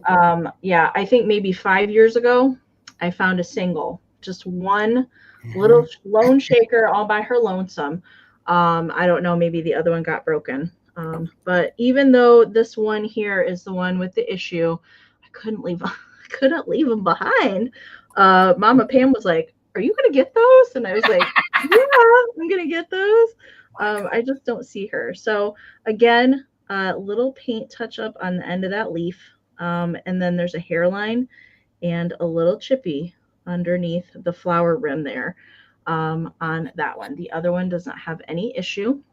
Okay, there they are. You have a true set, Amy, because they're looking at each other. Some people have ones that are looking the same way. This is a true set. Yep. All right. They do measure 3 1/4 by 2. I see Erin's in there. Thank you so much. So we're looking for 41 or more. I am going to count them down. 20, 19, 18, 17, 16, 15, 14, 13, 12, 11, 10, 9, 8, 7, 6, 5, 4, 3, 2, 1. Bid end. Ah, they're so cute. Misty has one. She has a single that's in her bathroom with all of her Shafford Pillhead guys. She has a single one in there. It's a hard set to try to make. To even have a set of shakers too. Right. So good. Any day is a good day that I can pick up some Holt Howard. It just makes me happy. All right, there's the bid end from Karen. Thank you so much. All right, I see Nikki got in there with a 41, but Erin did put in a just in case. So Erin, they are yours for 42. Thank you so much. All right, Amy, $22, and I'm going to get both of my ephemera things out of the way. I'll move through them very quickly. So this came from, if you were with us last week, I had an autographed book. This came from the same exact estate. Ooh. I could not find the exact, it was Lizzie was the other one. I couldn't find Lizzie's name in here, but like I said, whether it was a collector or it came from that estate, I don't know, but this came with it. So this is a leather bound, and it is an autographed book. It is not as full as the other one, but what it lacks, it gains, and I'll show that to you in a moment. Okay, so not every page is filled out, but what is in here is better than having a book that is filled with autographs or, different sayings or poems or things like that. So there's tons of significance to the front of this. It's above my wheelhouse. I can sell antiques and Victorian, but I don't know all of it. But I can tell you that it's a leather bound. It has this like gold gilding, and you can see it has either eagles or wrens. I believe they're wrens that are here. And there's all sorts of different Victorian, late 1800s significance going on here. So if you're into that, this would be a great book. Plus, I like the wear because I think the wear kind of gives it the right look. So there's your front. Here is your back. All right. And I do believe it's leather bound. And it is one of those books that does have the gold like gilding here on the side of the pages. So it would have been a more expensive book to purchase and to have. It measures 8.5 by 7. So let's go ahead and open it up. The spine in it seems to be in very good condition. Most of the writings in it are from 1883 and 1884. So you can actually see that this has like a material style texture here on the inside. Okay. So this was an expensive autograph book. And it looks like at one point somebody was selling it for $45. I didn't buy or get it. There's your cover page. That's an advertisement for the company that actually created. So you imagine a color plate in the late 1800s to advertise your autograph book, how much this would have cost and who you would have had to been to have it. So it does say in here that some of the pages are pre-decorated. Okay, so I'll quickly show you some that are pre-decorated. Now, I would say a quarter of this is used. Okay, but again, It doesn't all have to be used because people in this autograph book, and here's one of the first ones, they actually did sketchings in it. Oh my gosh. They actually have pen sketchings that somebody would have used an inkwell pen to do. That is fantastic. And then they signed it. So this is one of a kind. So this in and of itself, you open up on an easel, is just fantastic. So it's very Victorian era. Look at the birds. No, with all these scrolls. So again, like I say, this may not be flushed with calling cards and flushed with advertising pieces and tons of poems and, you know, biblical things. It has two, and this one isn't even the best one that I'm going to show you. So that is in there, okay? And that is actually a better one than that. Yes, this one is actually, this one is from your loving grandmother. So that is from your loving grandmother. I just got goosebumps. I didn't even read that till right now. So her grandmother made that, and she drew that or sketched that in April 29th of I have goosebumps too. 1884, So you guys. 1884, one of a kind with the birds. So then here are some examples of the they're the pages that were already done. So it did say that there were some pages that already had some graphics on it for you. So that's a lovely cherub with some details. I did go ahead, and this one here, I do believe that the Lily of the Valley, I do believe that is I think that's one of the pages they had done. And it's hard for me to read all that script because it is faint. Some pages I'm not showing you. So the new owner, you'll be surprised, okay? Wow. So here, yes, that does prove it. So here's one of the pages that's unused, okay? So I would say a quarter of the book is used. The big selling point is some of the two sketches that are in it. So here again, this one is dated October of 1886. This would have been your little cornucopia. And then this, of course, has a little pledge. It has a little motto written to the little individual, okay? So there's that. So now this one, you guys, this one is the best. This one was created by Edna Munich, I think, and this was April 27th of 1884. Look at this rose. Look at this rose that she sketched. Do you know how hard that is to do with those fountain pens from the 1800s? Yeah. Wow. That in and of itself is like $100 piece right there. From friendship to love to, what does that say? Truth.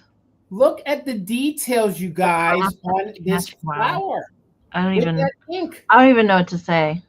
Like, don't you just wish we could go back in time to where we had the time to act? That took days. Wow. It took days, okay? And then there's some other things I'm not going to show you, but all the other are sketches. And this is the final one, which is another sketch. Look at this. Oh, wow. Look at the intricate detail on this. And it's actually one that you would want to hold a little sideways. And this one is dated May of 1884. So that one's May of 1884. So you're getting 3 sketches, multiple autographs, multiple mottos. And again, like I said, the book is not completely full. I don't really think it matters that it's not completely full. And then I'll just show you, there's another one of the pre-stamped pages, okay? So again, 1800s autograph book, Victorian era.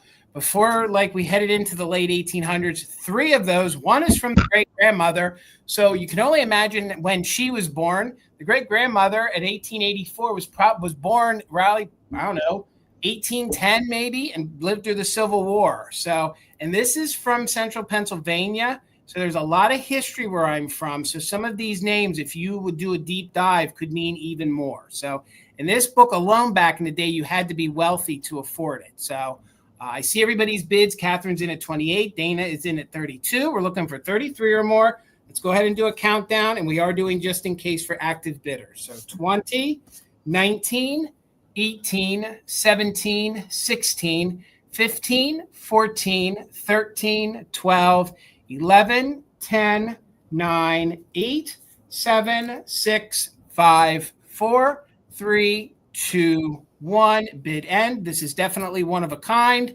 It's a shame the family didn't keep this. I would have died if I would have gotten something from my family that was this old.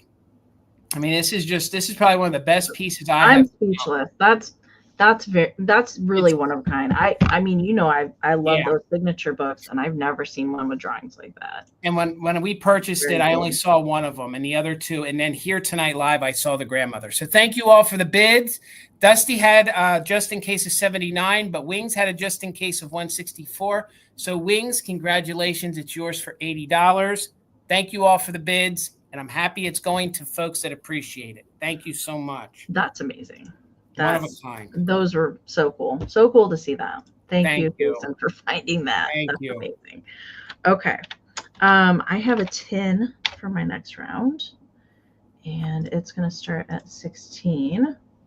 And I love a good powder tin, especially when there's a beautiful deco lady on it.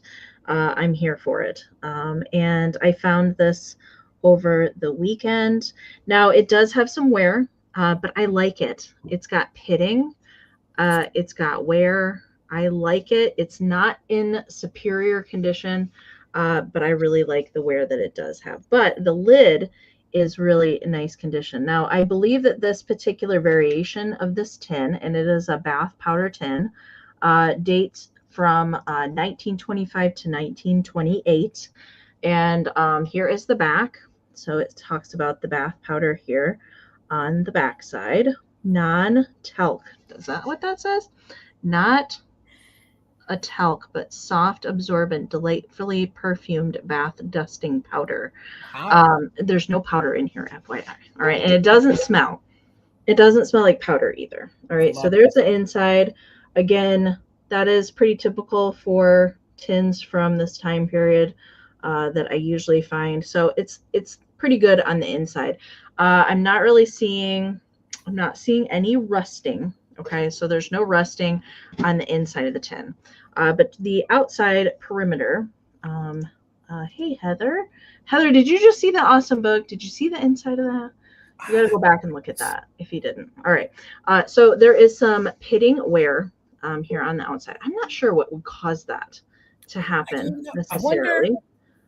I wonder if they stored marbles in there. I've seen that happen with tins that people keep marbles in because they bounce around and they ding it from the inside. That could be. And then there's a little bit of paint wear, obviously. So the background of this is black. It is showing a little bit navy bluish, but it is a black background. Beautiful. And then I love all the little confetti and balloons. And she even has, if you can get it right in here, she has a little masquerade mask that she's holding. I also thought this could work into Halloween as we get into spooky season as well. Measurement for the tin is 5 1/4 in diameter and about 2 3/4 inches deep. And I also like the little floral motif that kind of goes around. The colors in this, it's kind of like a minty green, pink, yellow. Pink, yellow, and black are kind of the colors in that. All right, so let's see. Tracy's got the high bid right now at 22. Where is my booth located? Allen, Michigan, at the Allen Antique Barn, Kim. At the Allen Antique Barn. Okay, let's count it down. Tracy's got the high bid right now at 22. So we are looking for 23 or more. 20, 19, 18, 17, 16, 15, 14, 13, 12, 11, 10, 9, 8, 7, 6, 5, 4, 3, 2, 1, bid end. And welcome, House of Joni. Thanks for joining us tonight. And I bought this really cool spooky owl bank from the same person. So that'll be coming later. So they were already in Halloween vibes. All right.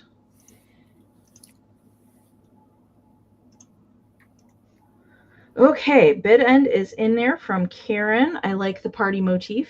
Thank you so much, Karen. All right. So Tracy had a just in case of 45, but Philomena had a just in case of 50. So Phil, it is yours for 46. Thank you so much.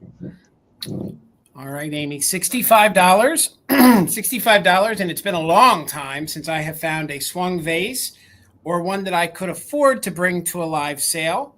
and also one that is this mid-century. So $65 if anybody's interested. For Fenton, this is a really radical swung vase, especially the way the fingers are. So it is amberina. That does glow. So I figured this would be a gorgeous vase for you guys to use, not only here at the end of summer with amberina, which you can see it is the red. Cadmium is very concentrated, but I'm getting ahead of myself. This also would be good if you used it in your black light display come Halloween, because they look like flames, okay? So it is made by Fenton. You can see, if I can get the camera to focus, it does have the stamping of Fenton. So this is probably from the 1970s. It's a very odd amberina. And I say that, and that's why it started at $65. First of all, it's 16 inches tall. 16 inches tall. Usually with amberina, you have a gradual fade from red into the orange area.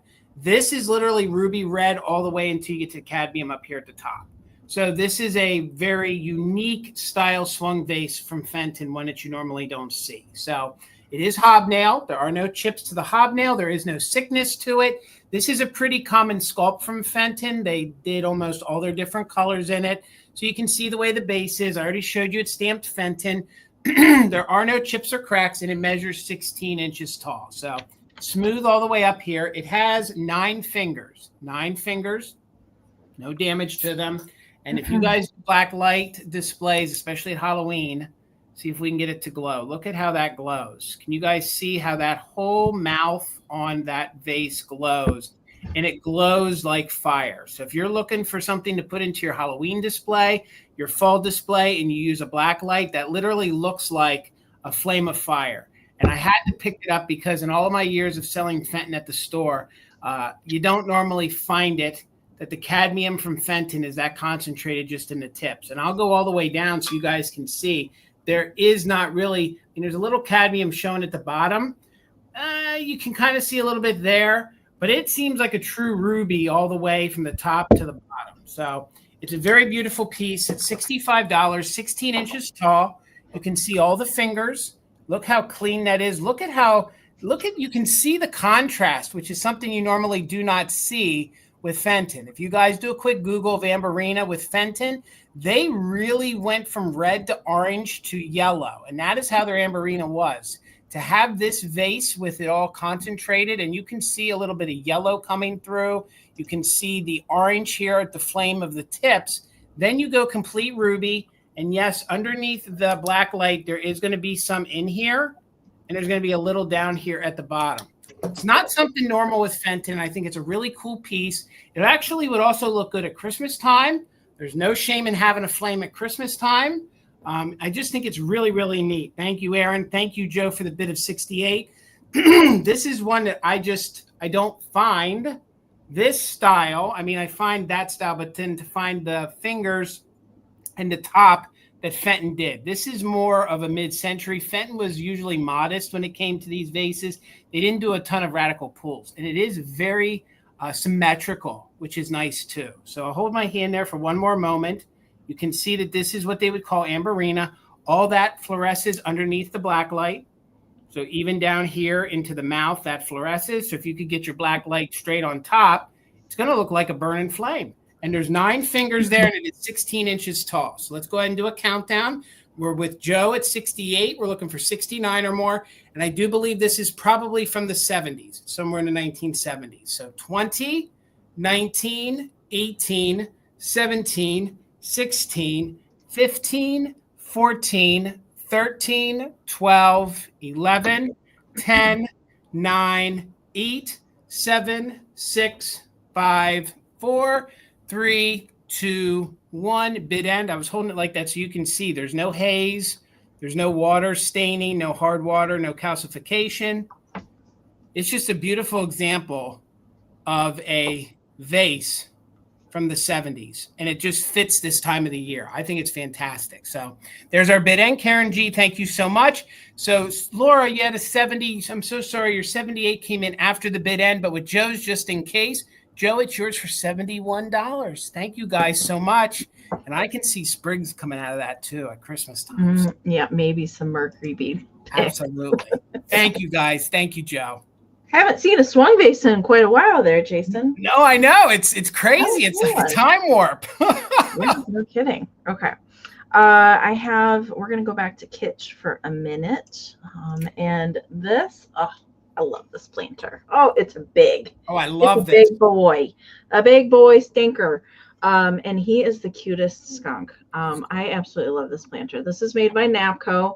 And we do have numbering and a big old foil sticker there on the bottom. That is a gigantic foil sticker.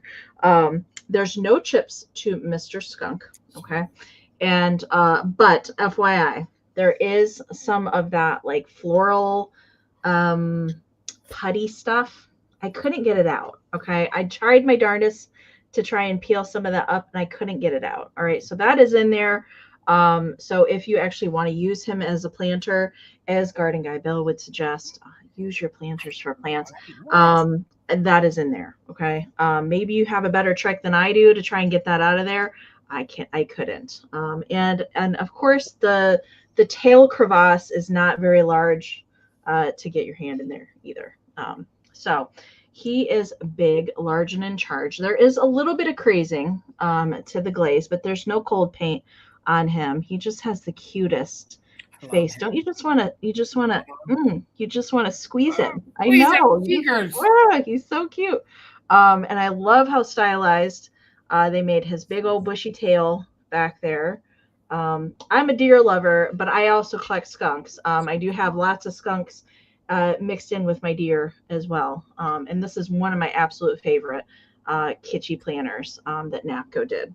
So besides that, down in there, which I don't really call that a condition issue, but it is in there. But I think pink flowers or even some fall leaves would look really cute coming out of the back. Now this is a huge planter. It's 7 inches tall, 7 inches wide, and then about 5 inches this way.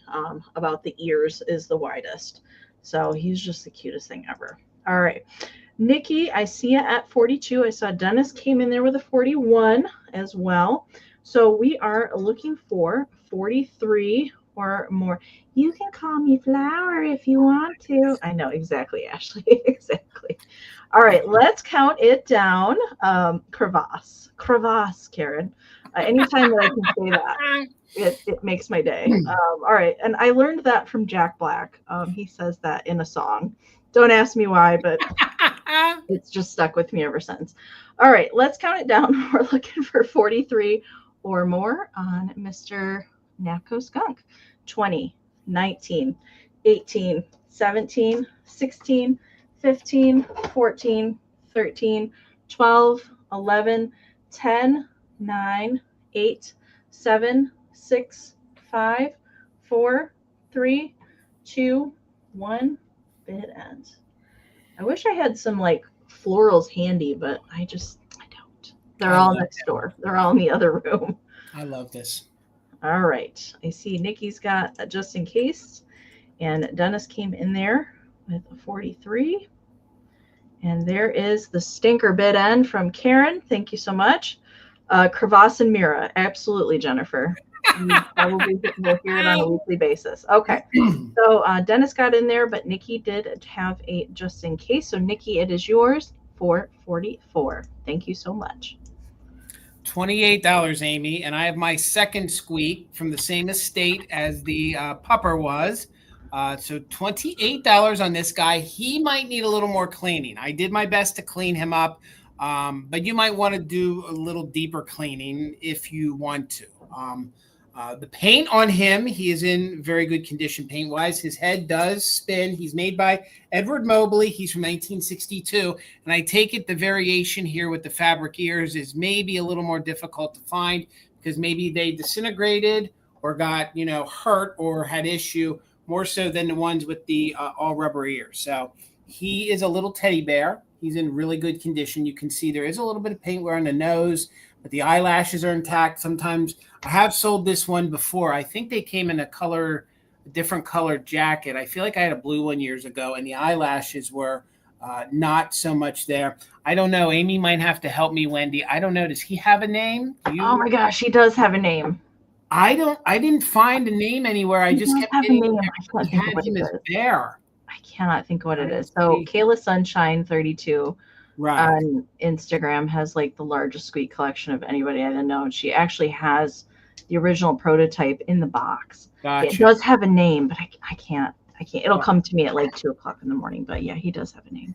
All of his other details are here on the back. And I do believe that the shirts came in different colors, right? Because I think I had a blue one that I sold years ago, and that one, the eyelashes were not so great on it. There's and also ones that don't have fabric ears like that. It's just the rubber ears. Right. The ears are in very good condition. There's no like moth holes, no tears. The head does move. Squeaker alert, you guys. He really squeaks. Ooh, like I said, you might want to clean him up a little bit from sitting on a shelf, but I did my best. I do get nervous scrubbing these because this in essence is sort of a cold paint. You can take some of it off. And there's actually paint detail on the rest of him that I did not want to take off, but I did my best to brighten him up, so he was very shiny. The yellow is in superb condition. I didn't scrub too hard back here, but I think you could get that off. And overall, he really looks and feels like he's brand new. He came from, like I said, the same estate as a dog. So I think somebody had this from when they were a child and just took really good care of it. It even still has some of the airbrushing here for some of the like almost rosiness on the paws. Sometimes that's usually missing too. So the way he sits, he is 10 inches tall by about 8 inches wide. Again, the head does swivel, so you can tilt the head however you want. The paint is superb, except for a little bit of wear to the nose here. Even the pink in the mouth is pretty much there.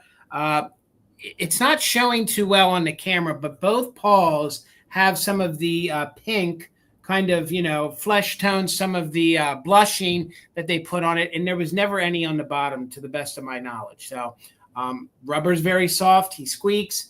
Super good condition. So MJ's holding it at 30. We're looking for 31 or more. And he is from 1962, and he's an Edward Mobley squeak with the fabric ears, a little bear. Let's counting down.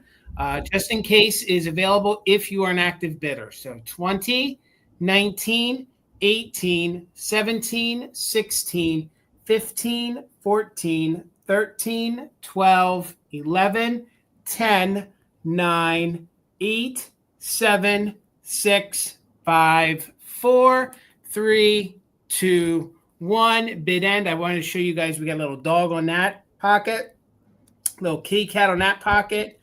Super kitschy. They're really fun. Leave them out all year long. Put them with your squeaks. He might even be wearing like an April shower little jacket. You could put him in your April displays. But there's a dog like that too. There is. There's a dog like that. I feel like it was pink, blue, and yellow is what the jackets were in. I think. So, Robin, you didn't need it. It's coming to you for $31. Congratulations. Thank you so much. Buster. Tracy says Buster. Buster. Okay. Right. I think you're right, Tracy. All right. Gosh, I can't remember. But yeah, if you have never looked at Kayla Sunshine 32. Oh, God. Yeah. Like the Ruthie Newton, like little girl and boy squeaks, she has probably 300 on a shelf. Yeah. Like it's just crazy. It's very cool. Her collection is awesome. She also has a large collection of ceramics too. Mm-hmm. Okay. I do have my Nancy and Storybook Doll of the Night tonight. So good. She is also fresh from the Northern Ohio Doll and Bear Show. And I think I've had a variation of her before, but this one, I don't think I've ever had this one. And she is Annie at the Garden Gate. She's number 129. She is the composition. And she's got little cherries on her hat. How cute is that? Good. So most of the variations of her, I think there's 10 different variations of her, have cherries in some capacity. Some have on the hat, some have on the dress, but she's darn cute. And she is a little one. She is 5 1/4 frozen body, so just her arms move, her head and her legs do not. But I love how her dress is. She has kind of flowers and then kind of scrollwork bows printed on here, little rickrack trim. So cute. I love her.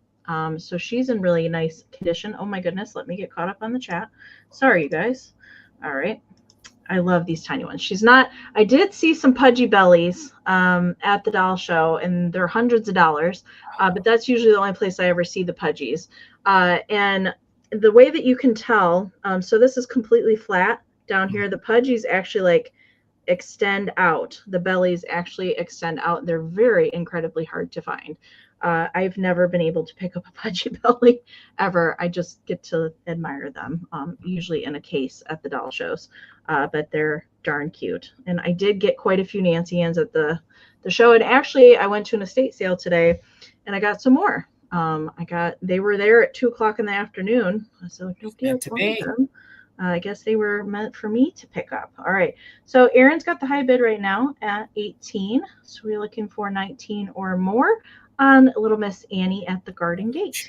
20, 19, 18, 17, 16, 15, 14, 13, 12, 11, 10, 9, 8, 7, 6, 5, 4, 3, 2, 1. Bid end. Aren't we all? Me too, Debbie. Me too, Debbie.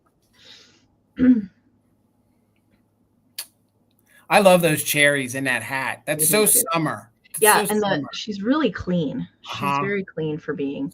And it's off white. It's not like stark white. It's kind of like an ivory color. All right. Cute.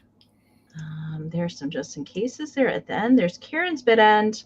All right, Aaron had a just in case of 35, but Debbie had a just in case of 52. So Miss Gutierrez, congratulations.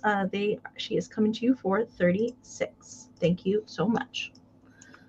All right, Amy, $48. $48, and I have a very, very collectible early Victorian era milk glass powder jar. It could be a jewelry.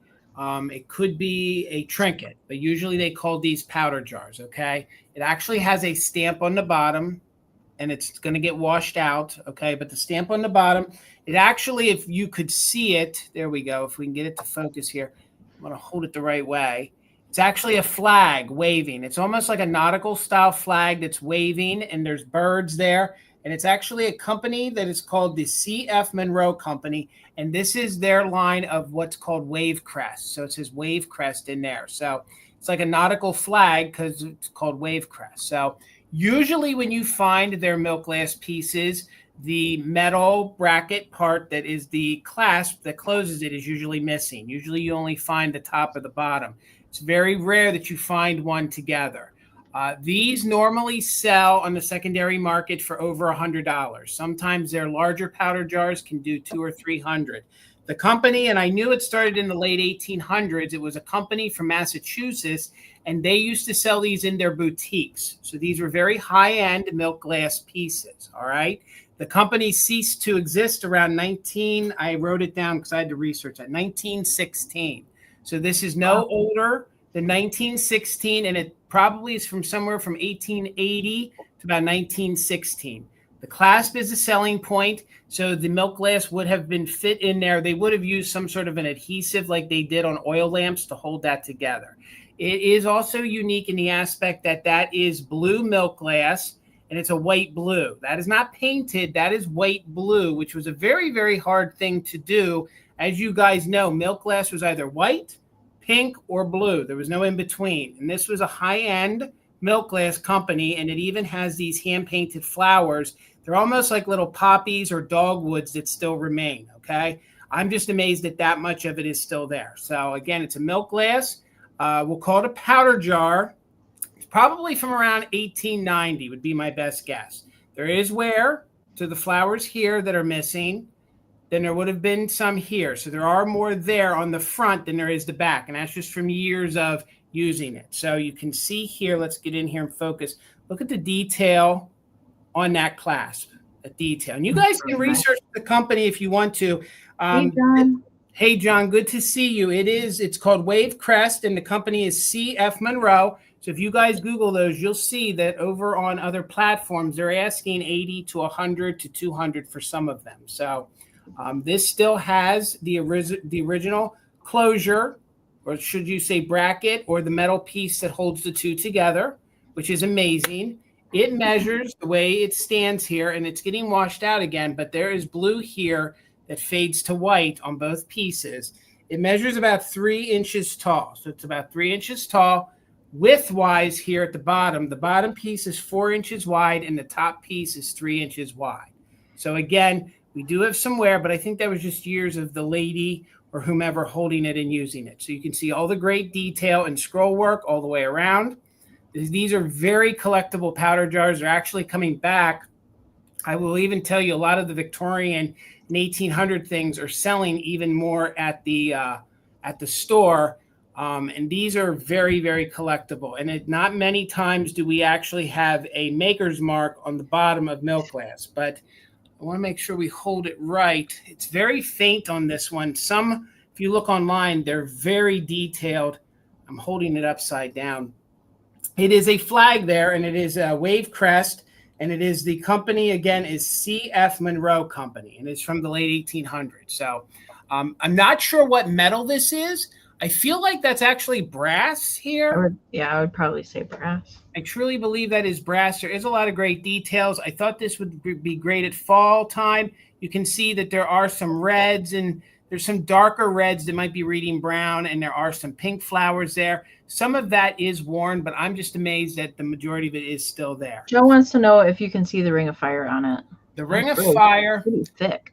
The problem with the Ring of Fire is going to be, it's going to be where the closure is. So on the edges, yeah. Yeah, I can't show you the edges. I can show you, though, that there was fabric, I believe, in here at one time. So you can see shards of fabric. If I tilt it, you might be able to catch it on the bottom edge. Yeah, the base I don't know. It's hard to do. It's really hard to do with thicker. The best part for the Ring of Fire is going to be on the inside, but since that is attached permanently, I can't. And that is the big selling point. If you find these in the wild, usually the hinge has broken and the top is separated or the top is missing, and you only end up with a top or a bottom. This one is a complete one. So again, $48. It would be great for an opportunity to have one. In normal settings, they do sell for more than that. But we're going to sit her to the side, and we'll bring it back during the recap, and we're going to keep it moving. Over to you, Miss Amy. Thank you guys so much. All right. Thank you guys for hanging out with us tonight. We appreciate you being here. All right. I am not going Victorian. And actually, I don't bring board games very often. But this box, there's two different variations of this particular game, and I love that little skunky illustration. This is the Skunk Gang from 1968. So this is there is an earlier version of this as well with a little bit different style, more cartoony. I think it's yellow. I want to say that the box for that one is yellow. A fun party game, and it's Skunk. And she's all about it right here. So that's me playing Skunk. Shake the dice, roll for a score, but don't get skunked. Now, I believe that this is never been used because it still has the plastic wrapping on it. It still is sealed, so it was never. My cousins cheated.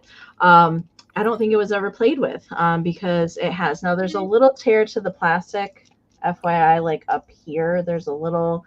But it is there. All right. And nothing is missing out of here. As far as I can tell, I've had a variation of this before that was not sealed in plastic. And I do believe all the pieces are here. So all the little game pieces and even the little score sheet with the skunks. That's so cute. I absolutely love that. And then it's got the dice. You can actually take the dice out. So what's special about these dice, I mean, you can use other dice, but they have the little skunk. Now, the skunk is faded a little bit on both of the dice, and I think probably that's just from storage. But it's a regular dice on all the sides except for the one where it has the skunk on the front. So the original dice are in here because they both have the little skunky poo on there. If you roll a skunk and lose your score, don't give up. Try some more. Okay.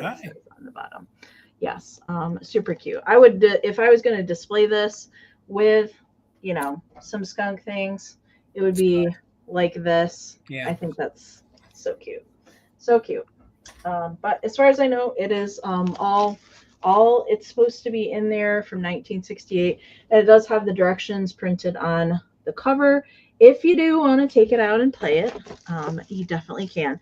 And I did notice it has original price tag here on the end of it from Marshall Fields. Oh, wow. It was $2.50. Wow. Back in 1968. Okay. All right. See, Nikki's in. at 16. So we're looking for 17 or more. Let's count it down. 20, 19, 18, 17, 16, 15, 14, 13, 12, 11, 10, 9, 8, 7, 6, 5, 4, 3, 2, 1. Dead end. I think little Timmy here got skunked. I think he did too. She's here for it. Yeah. The little brother in red, if he did, he's going to make sure Big Brother got skunked. Jimmy, you got skunked. Yeah, I know. I can just hear the conversation there. Mom's like, now, children. It's just a game. It's just a game. Okay. There's a bid from Karen. All right. Megs had the high bid at 19, but Nikki did have a just in case in there. So Nikki, it's yours for 20. Thank you so much.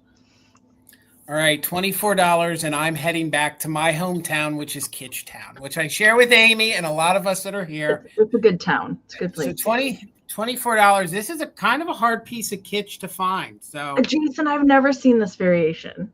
I was excited you had it. This one, it took us a while to add this one to our collection. This came from the same estate that I got the Smoky Bear from. So I'll break it down for you, but you're getting all three pieces. It is the Wiener Dog, which is a 2-piece shaker set. The fire hydrant is a little sugar or condiment container. So you're going to get it all. It even has the original spoon in the fire hydrant. Okay. Wow. So we'll show you here first. Here's your little fire hydrant that's made by Norcrest. So for $24, you're getting the whole entire set. And this is completely cold painted. And anything you see on the top, that's just a ring light. So the little top comes off of the little fire hydrant, and then on the inside, you have the original plastic spoon, which is never, ever there. So, and when they sold new, it has the old grease pen on the bottom, so they would have been $1.59 the set. So I didn't clean that off. I think that's kind of fun. So this is the Hi Friend Wiener Dog Shaker set, and it is because he is circling the fire hydrant. Fire hydrant is about 4 inches tall, so you get that. Usually that's missing. So now these are salt and pepper shakers. It's a 2-piece Wiener Dog set. It is made by Norcrest. Both pieces on the bottom still have their original like 50 style Norcrest sticker. You can see it has the wax pen of $1.59, has its original stopper. These were very prone to getting chipped or ruined, and they had a ton of cold paint, but all the cold paint is in remarkable condition. The only thing I found was a tiny, tiny little rub mark right here on the ear. Okay, that's the only thing that I could find, and that's missing glaze. So we're going to have to call that a nip. So it is on the back where it's embossed. It says friend, and the butt says hi friend. So the back side of these is hi friend because he's happy to find the hydrant. He or she is happy to find the hydrant. So the cold paint on the hat is in, like I said, good condition. Cute little Wiener Dog, no other condition issues whatsoever. Has polka dots on the collar, and that goes all the way around. Some of the smaller versions of this didn't have the embossing friend on the back. Some of them were 1-piece, and then they did a version of this that was a 2-piece. It was a bit smaller. Each one of these pieces measure 4 inches. So the dog together comes out to be 8 inches. So here's the back half of Pupper. Has the original Norcrest sticker on the bottom. The little bow that's not paint wear. Those are white little dots because they even put the polka dots on the tail. So no issues there. That is your 2-hole. There's no chips at all to the feet. Again, like I was showing you, it says hi on the one part, and then the other part says friend. So this one is your 3-hole. So it's a really fun salt and pepper shaker set from the late 50s, maybe early 60s.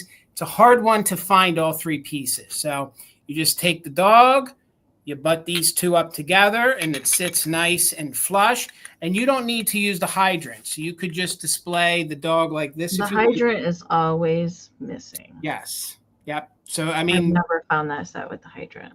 The fun part is, and then also, I didn't realize it when I got it, but it does have its original spoon. So you're getting a full, complete set in very good condition. And Dennis is in at 25. So we're looking for 20. He's in at 24. So we're looking for 25 or more. Let's go ahead and start a countdown. We are doing just in case for active bidders, and we're looking for 25 or more on the Norcrest 3-piece condiment set. Salt and pepper and sugar possibly. So 20, 19, 18, 17, 16, 15, 14, 13, 12, 11, 10, 9, 8, 7, 6, 5, 4, 3, 2, 1. Bid end. Hello, Helen. Good to see you. Hey, Helen. Again, it's a hard set to find. It took us forever. And I don't have the hydrant in my set. I just have the dog because I'm sure they got separated. You know, when people sold these sets or they got broke or separated. So there's our bid end. Dennis, congratulations. Dana. Great set. Dana. Oh, Dana. Did I say Dennis? Dana. I'm so sorry. I'm reading it wrong.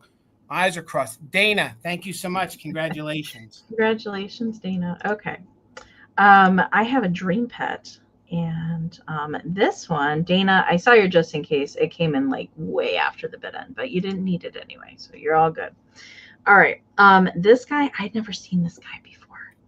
I look at dream pets all the time, and I've never seen this one. So I had to get him, and he's super cool. So he is a 1960s dream pet. He's not the 90s remake. He does have his original hang tag. And his name is Las Vegas Al. No way. Las Vegas Al the Fox. And look at him.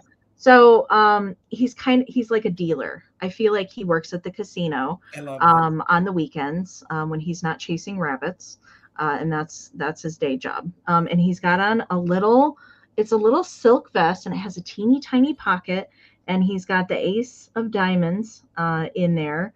And then he's got a snake eye facing up on his little dice that he's got in his hand. He's got it in his little apron. He's in good condition, I would say. And then he even has a little bit of fuzz on his tail. And the felt ears are yellow and black. I just think he's awesome. I have never seen him. Now, they always have the name on the tag here. It's very, very faded. But it's Las Vegas Al, the Fox. So I just think he's cool. Good. And he does have his Dakin Dream Pets little tag attached there at the bottom as well. He measures 6 by 4.5 by 3, and he does date to the 60s. And he's even got his little whiskers. Jason, have you seen this one before? Because I never. I saw him in your preview. I didn't realize he was a dream pet. I've never seen him before. Yep. I did have him sitting in the skunk planter. He was kind of hanging out. He was hanging out in the back of the skunk. Oh, he has a little bow tie on too, which I didn't even notice. He has a little bow tie tied around his neck too. Yeah, he was very cool. I've seen another dream pet fox that doesn't look anything like this.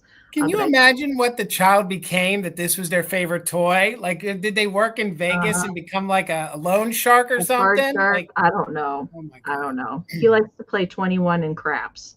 That's what he likes to do. Okay, Renee's in at 12. We're looking for 13 or more. 20, 19, 18, 17, 16, 15, 14, 13, 12, 11, 10, 9, 8, 7, 6, 5, 4, 3, 2, 1. Yep. Bid end. Goes together like a horse. I feel like Karen's onto something. Absolutely, Karen. Yep.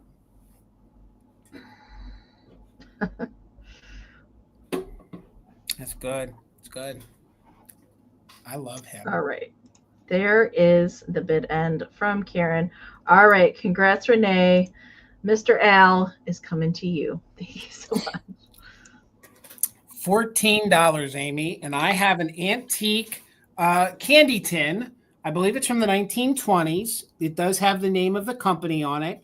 And it's in very, very good condition. So the company, we'll open it up here. It actually has a little button here. The button really doesn't work all that much. I think the little button is there just for decorative purposes. But when you open it up, pardon me, you can see that it is art style chocolates there on the inside. It is this gold metal tone, so there is some wear to it. But this would be a great riser. This would make a great jewelry box. It would just look so good in so many different arenas or displays. So you have this Victorian style fan with this courting couple there in the middle. And all the research I did, that is as crisp as these pictures were on this style can. So here they are underneath the tree. There they are in the center. And here, I think this fellow over here, I feel like he's a musician. I think he's a musician over there. I don't know what he's doing over there, but it's this gorgeous display. It's like this open Victorian fan. Now, there is some patina wear to it, but there's no major scratches. Here you can see them on the front. He's actually pushing her on a swing. And again, the colors on this are very vibrant. Just note, we do have some patina wear because I do believe this tin here is from the 1920s. So, and it's a nice thick tin. It almost reminds me of those English style tins.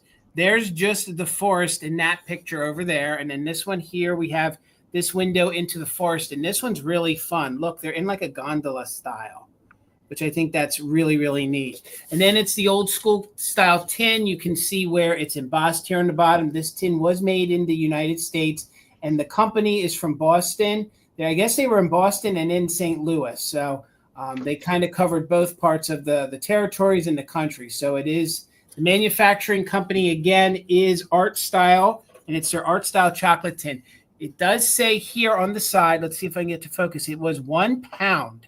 It was a net weight of 1 pound of chocolates. Can you imagine how good this was? So again, I'll slowly show you here. Just please know, I mean, this is heavy. For me to hold it like this is a very heavy tin. This is one of those two-ply style tins. So it's not like your little thin one. They actually compress this, and it's like it's kind of hollow, but it is weighted here. It is weighted here on the top. So that top part is weighted. So, but just note, you can see the patina down the bottom there. Again, no major scratches to the pictures. The pictures display beautifully. Over here, again, this is just your normal like forest scene. A little discoloration here to the base and wear, which is to be expected. This would make a great jewelry box. This would make a great riser. You could also store your ephemera in here if you wanted to. And then again, I showed you the bottom where it was embossed. Here is the top, which is this is what you would see, you know, when you have it displayed, when you're standing above it. You can see all these great like roses and flowers within the scroll work. There's some silvers and golds and blues and greens in there. And then again, you open this up. The button is really just for display. It's not really functional. It's just there for display. And then you open it up, and then you could display it like that if you wanted to. And the company is Art Style Chocolates, and it's their tin. So Sandra's in at 20. I also saw Robin in there with a bid. Thank you guys so much. We're looking for 21 or more. And this tin does date to around the 1920s. So just in case for active bidders, count it down from 20, 19, 18, 17, 16, 15, 14, 13, 12, 11, 10, 9, 8, 7, 6, 5, 4, 3, 2, 1. Bid end. I know that I've mentioned 20 different times about the patina, but I also want to tell you there's no dents to it. There's absolutely no dents, no major rust. It's a really good example of one of these vintage candy tins that are getting harder and harder to find, because when they clean out estates, you don't even want to know where these end up. So there's the bid end. Sandra had a just in case of 30, but Robin had a just in case of 55. So Robin, it's yours for $31. Thank you so much. Parmesan is awake, and he's trying to climb the curtain right here. Oh, buddy. So I have to keep swatting him with my ruler. Oh, my God. He wants to pull the curtain down. Okay.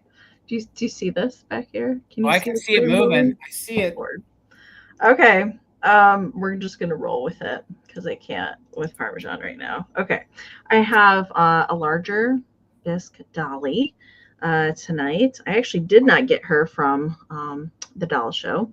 I had her before we went, and I really like whoever made this little dress. I like the colors in it. It's kind of purple. Now that I'm looking at it, it's kind of like lavender and purple with some little daisies in there, and it's just stitched on the back, and it's not even, which I like. I like that it's a little raw hem. But I really like how her face is painted. I absolutely love these big old lashes. And she's a blondie. All right. There is just a little area of paint loss here on the back side. She is made in Japan. All right. She is stamped Japan there on the back. So she's one of the larger ones. Now she does have a teeny like little shave out of the bottom of the foot right there. She does stand just fine. I had her standing here just moments ago, so we'll see.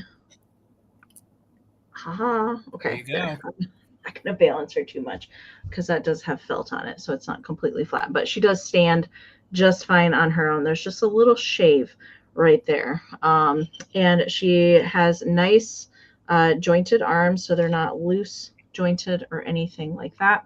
She is a larger one, so she does stand 6 1/4 by about 3 1/2 at the widest part of her hands when they're down. All right, I see Philomena's in there at 18. Thank you so much. We are looking for 19 or more. I am going to count it down. 20, 19, 18, 17, 16, 15, 14, 13, 12, 11, 10, 9, 8, 7, 6, 5, 4, 3, 2, 1. Bid end. She's a good example. Very good example. Yep. I got some really nice ones at the doll show, though.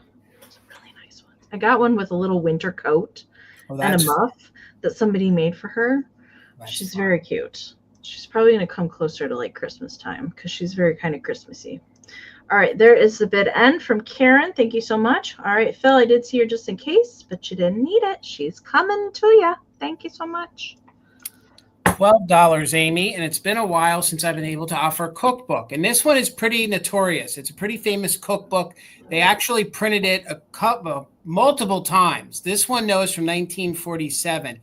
With each volume, let's call it, or each year that they republished it, they did change some of the things on the inside. So this is from 1947. It is The Way to a Man's Heart, the Settlement Cookbook. So the graphics on this, again, just $12. There is some wear to the outside, not major wear, but you can tell somebody handled this and cooked with it.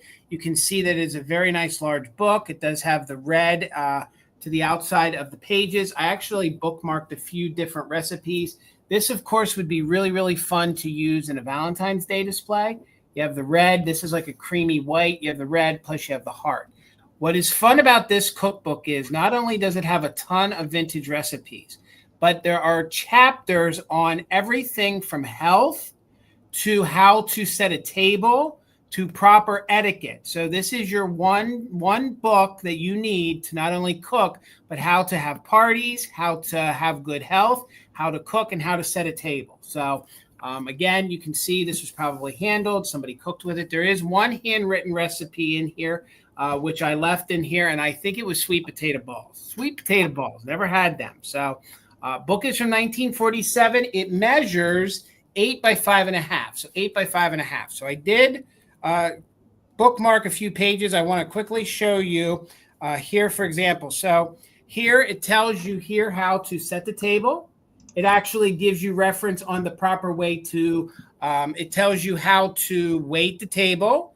It tells you the order to serve the table, the order to clear the table. So this is etiquette before there was, I don't know, the fancy British etiquette that you learned how to hold the pinky in the air. So you have that. You also have a whole table of context here in the front that easily helps you find some things. Here is, I believe this is the woman here who wrote the cookbook. So that's a fun picture in the front.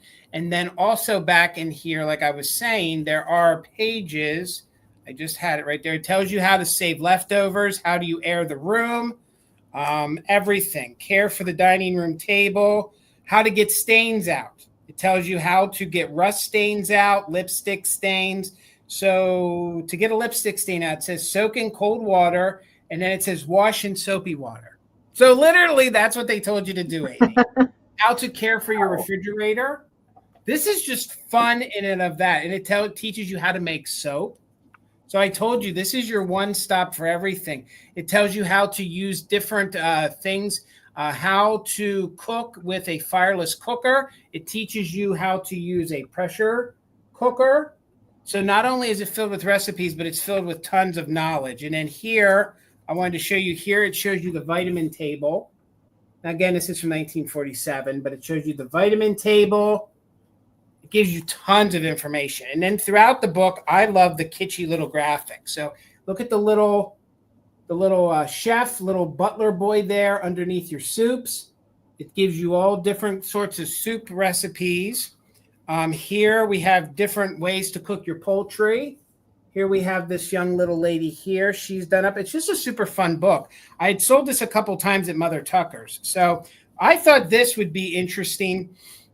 There is a section dedicated to cheese, which I know we have folks that love some cheese. The best chapter in the whole book.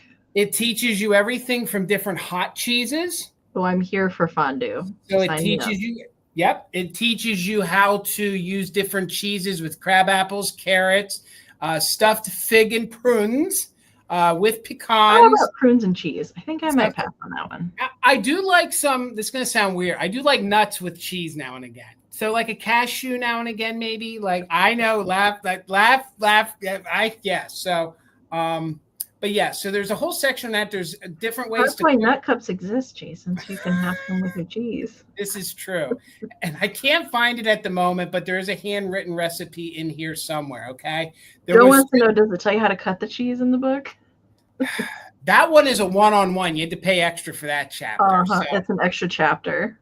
This one is another favorite of mine. Look at the kids there for the ice cream part. So it teaches you how to make ice cream. So the new owner, you can have fun with this. It teaches you the full ins and outs. Not only, and I told Tina, I said, who cares how to get to a man's heart? It's all the other stuff in there that's important. So that's pish-posh outdated. So we're in with Robin at 13. We're looking for 14 or more. Let's go ahead and do a countdown on the cookbook. There were 2 pages where a youngin', I love cheese, on my cheese. I'm with you, Helen. Exactly, Helen. There were two pages where a youngster took a pencil and I erased it. So if you look really close, you might see it, but I erased it. You won't even know where it's at. So 14 or more, 20, 19, 18, 17, 16, 15, 14, 13, 12, 11, 10, 9, 8, 7, 6, 5, 4, 3, 2, 1, bid end. We're looking for 14 or more on the cookbook, and this one is from 1947. They printed this almost every year for a couple decades. So, and from what I take, each one is just a smidge different. They altered things, changed things, took some things out. So some are more valuable than the others. So there's the bid end. Thank you so much. Circle 7. Laura, you had a 15, but Robin had it just in case. So Robin for $16. Thank you so much. Sandy, it's essential to have it on your grocery list. It is. I purchased some today. Matter of fact, I did. All right. If you guys saw my video that came out on Sunday, you will recognize this guy. I don't know why. He's weird, and I'm here for it, and I had to get him. Now, he is a little hanky. He's a little hanky bag. Okay, so somebody made him. And I love everything about this dapper little cat. He's got the little hoop at the top that you can hang him. All right. And then he's got embroidered little features, tiny little shell button eyes. I like that. He's also a dapper cat. They gave him a bow tie and more buttons down the front and little stitched feet. Now, there's a couple little discolorations. I did not wash this because this is paper. This little label here is paper that is sewn onto the front of him. I wish it would focus. Come on, camera. Yeah, we're doing really good, camera. And then all of a sudden, he doesn't want to. Okay. Cut it out. I'll just read it. All right. It says, if you want to see me funny and fat, stuff your soiled hankies in this calico cat. Oh my God, I love this. So he's got the little pocket on the back, and of course, because he's a hanky bag. Well, I have to include a hanky, right? I have to include the hanky with him. So you can start your stuffing, but you could get a whole lot of hankies in here. Yes, you right? could. You really could. So he's going to come along with a vintage hanky to get you started. But I just thought that is so cute. I don't know where I would hang this. Laundry room, bathroom. He could probably work in a kitchen too. I didn't really care. I just thought he was very cool. definitely handmade. I'd never seen one of the, I've seen hanky bags, and pot holder bags, that sort of thing, but I'd never seen one like this before. One of a kind. So I just thought he was cool. All right. And he's a cat. So, we had to meow, meow, bring him home. Okay. Minx is in at 16. Thank you so much. He measures real quick, 10.5 inches long by 6 3/4 at his widest. So really you could stuff him quite full if you wanted to. All right, let's count it down. We're looking for 17 or more. 20, 19, 18, 17, 16, 15, 14, 13, 12, 11, 10, 9, 8, 7, 6, 5, 4, 3, 2, 1. Bed. And I'm giving you a non-soiled hanky. This one is nice and clean. Yes, you don't have to wash it. His face shows like so much surprise that the hankies are being inserted in the back there. He's very like, ooh. I'm sure there's some other things that we could say about that. I'm absolutely positive. Okay. All right. There is the bid end from Karen. Thank you so much. All right. So it looks like MJ had a just in case of 19, but Wings had a just in case of a 22. So Wings, it is yours for 20. Meow, meow. Thank you so much. $10 choice, Amie. $10 choice, Amie. And all but one of these is signed, and they're from 1996. So it's going to be choice on these lacquered Russian brooches. Okay. I don't know that they're exactly. I tried to research these with the signature on there. I don't know if it's a signature. It's not in Russian. It's in American. But these are all little Russian-style dolls, and they are that heavily detailed, hand-painted. Holy cow, those are detailed. And they are lacquered. This is the only one that is not signed. And you can actually see then, and it's like almost like a ceramic. It's almost like a ceramic that's been painted and then lacquered over. And you can see that the pin back is actually poured into the piece. Oh, that's cool. Itself. So this one is not signed, but I will show you the rest of them are signed. So this one is going to be letter A. We're going to call her Blue. Each one of these is doing something different, but they are these Russian style dolls. So she has her like dish towel. She's very complacent. No issues to any of these, and they're 2 inches long. So that is your first one.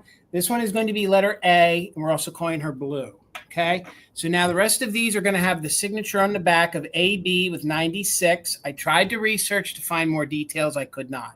She would be great in the fall here. She's holding an apple. Her head attire is in green with some polka dots. And look how great the detail is. I mean, the detail in these is fantastic. So this one is going to be B. And this one is apple. So that one will be B. So the first one was A. This one's B. Here is the other version of the woman who's sort of complacent. You can tell each one is different because they're hand painted. She is signed the AB 96 on the back. So this one is going to be letter C. And she's orange because she has the orange details there on her arms. Okay. So these are really neat. They're really fun. You could use these in displays. This one here is holding her little child. This one is going to be letter D. So you can see where she has more of the lighter green attire, and they definitely look like the Russian nesting dolls. And they're that lacquered style of items that usually come out of Russia. Okay. So I could not tell you exactly who AB is or 96. It's none of the Russian names that I'm familiar with, but I did my best to research. So we'll quickly go in reverse. I see all the bids. I see Kim in at 11. So we're looking for 12 or more. This one is going to be letter D. Okay, so that one will be letter D. This one is going to be letter C. Okay, and she has orange details. This one is going to be letter B. She was the second one I showed you with the apple, great for fall. And then the first one I showed you, you can see where she has the blue details. So she is letter A. So before we count down, I just want to show you the difference. So this one is A. So there's A with the blue details. And then this one here is C. She had the orange details. And the hair color is different too. So, I'll be right back, Jason. All right, Amie. So let's go ahead and count it down. We are looking for 12 or more, and you can pick A, B, C, or D. Okay? 2.5 inches. This one is the only one that's not signed. 20, 19, 18, 17, 16, 15, 14, 13, 12, 11, 10, 9, 8, 7, 6, 5, 4, 3, 2, 1. Bid end. Looking for 12 or more, or the bid end from Karen G. So Kim is holding it at 11. So that one is A, B, C, and then D. And again, they're all different. You can wear them different times of the year. And the only one that doesn't have the signature, but it's still the same as the first one. So thank you for the bid end. Robin, at 12, you get first choice at 12. So this one is A. This one was B. And you can pick a variation. This one is C. And then this one was D. So at $12, Robin, you can take 1, 2, 3, or 4, A, B, C, or D. And Kim, you'll have backup at 11. All right, Robin, they're all yours. Thank you so much. Congratulations. All right. I had to kick Parmesan out. Gotcha. He's not real happy about it. I can hear him out in the hallway. All right. Well, he was, I mean, did you guys see? He was trying to climb up the curtain. I could see the curtain moving a little bit. Oh yeah, he was full on like all into the climbing mode. Yeah. Okay. I have some salt and pepper shakers for my next round. Now these are not perfect condition. Okay, there's a couple little flea bites on these, but I also love these guys, which I used to find quite frequently, but I just don't see these pieces from this line anymore. These are made by Enesco, and these are called Missy Mouse. So there is a whole kitchen line. Nesco is pretty good about doing kitchen collections of kitschy critters, and they're hanging out in some mushrooms. So she's lounging it up underneath the little mushroom there. Now there's a couple flea bites. So I'm trying to figure out which one. So this one here, there's a little flea bite on the end of her foot. Okay. And the other one, there is a little flea bite on that ear. Okay. I couldn't leave these behind. And Parmesan, oh gosh. They do have foil stickers, numbered and stoppers there on the bottom, and we'll turn them to the back. So it's kind of like the mushroom is kind of like yellow at the bottom with some kind of grass and things growing up the back, and then brown spotty mushrooms for the top. I love these. These are hard. And then she's dressed in kind of like a green little dress with gray tufts of hair, and they're just the cutest. I love these. My favorite piece from this is actually the butter dish of this piece, because it's a giant mushroom, and it's very cute. I love that. And the condiment jars are very cute for this too. I just don't run across these as much as I used to anymore. I know mushrooms got pretty popular there with the Merry Mushroom canisters and things for quite a while, so probably they all got snatched up, but I just don't run across it anymore. But yeah, besides those tiny little chippies, I thought they were still worth rescuing. They're just darn cute. All right, let's count them down. I saw Ashley was in there at 10, and I see Susanna just popped in there with an 11. So again, a little flea bite on the foot of this one, and then a little flea bite on the little ear right there. Okay, let's count them down. We're looking for 12 or more. 20, 19, 18, 17, 16, 15, 14, 13, 12, 11, 10, 9, 8, 7, 6, 5, 4, 3, 2, 1. Bid it. I always find the toothpick or just one of these single shapes. Yep. I never find a set. Yep. The toothpick holder is actually the last piece I found of these. Was the toothpick holder. All right. There is the mouse mushroom bid. And thank you, Karen. All right. So Susanna had a just in case 14, but Miss Ashley had a just in case of 18. So Ashley, they are yours for 15. Thank you so much. All right, $16, and you're going to get the set of these. Now, they do have some condition issues, but I still think they display beautifully. So for 16, you're going to get both of these. They are silhouettes, okay? They are probably from the 40s or the 1950s. the silhouettes have become very popular at the shop. It must be falling in with those head on the nest kind of thing. It's just the silhouettes are very popular right now, more so than they were just a few years ago. So these do have condition issues. You'll get them both for $16. They display well. The company that made these silhouettes, it's A&C Richards. So that's what's printed down there in the fine print. So this one has the frames on them are plastic. So there is a little. I'll be right back. I'm going to go check and see what he's doing. Gotcha. Hopefully he's doing okay. So little chip right there to the frame, but that's on the underside. So when you have it hanging, you will not see it. So each one of these usually, and just one of them, this one does. Normally, each one of them has a name for what the silhouette is. And this one is called Memories. The other one that I have that you're getting does not have the paper tag on it to tell you what it represents. So you have this courting style Victorian couple. He's got this big top hat. You can see there's a little condition issue to the cardboard there on the inside, but when you have it displayed, you do not see it. So you have this tall top hat fella. They're in front of this wooden fence, and he's giving her a rose. So super cute. I believe that condition issue you see there is because that's where the hanger used to be, and I think somebody was putting the nail in there, okay? And they put it like right behind his head. These measure 6 inches in diameter. So this is the first one, and you're getting them both, okay? And they have the gold ring around, so there's no issues, and that's glass. The later ones into the late 50s, into the 60s, they were plastic. So that is glass in there, okay? Now, the other one that's coming with it, and you can display them however you want, you know, up, down, whatever, gallery wall. This is the other silhouette of the same two individuals. Now, this one has its original hanger. That's why I think the hole you can see in the other one. But it's missing the paper label to tell you what the scene is, quote, named. Okay, so that is missing. But the silhouettes themselves are in superb condition. There's no paint wear. This would be reverse painted on this. And this couple is in front of the wishing well. So you can see there's a little well back there. There's the little bucket that they're going to send down the well. So they could be making a wish, maybe wishing on their future together. The frame on this one is in good condition. There is no damage to it.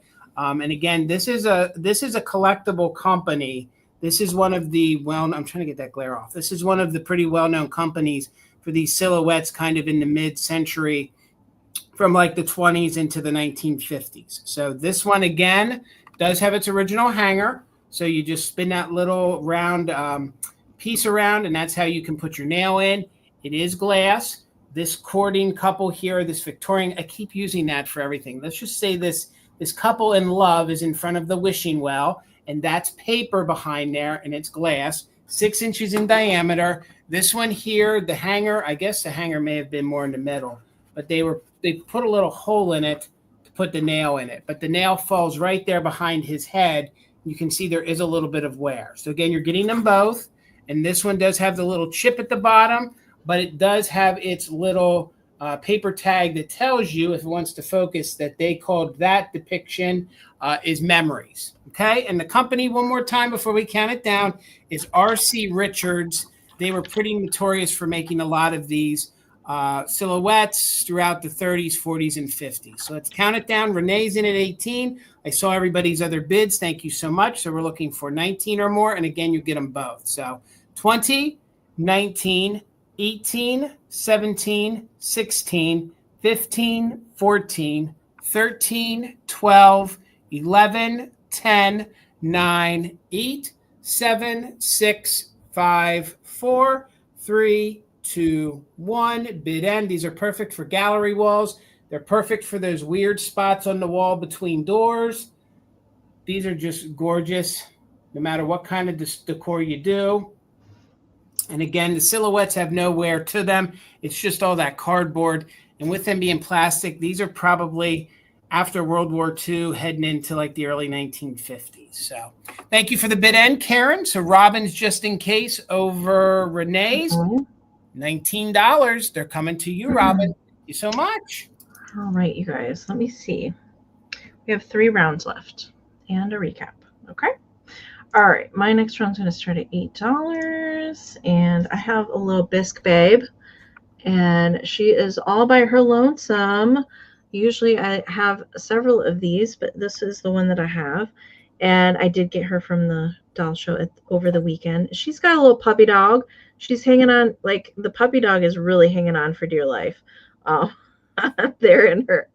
And I like how they painted the face. So It kind good. of like, what is she doing to me? She does have good paint left on her. Sometimes these can be totally faded out. Renee, I see it. Thank you so much.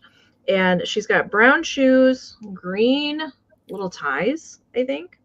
And then the puppy dog, a little bit of red, and she's got little pink bows up in her hair. She is made in Japan, so she's a little frozen biscuit girl. No chips to her. She is in good condition, I would say.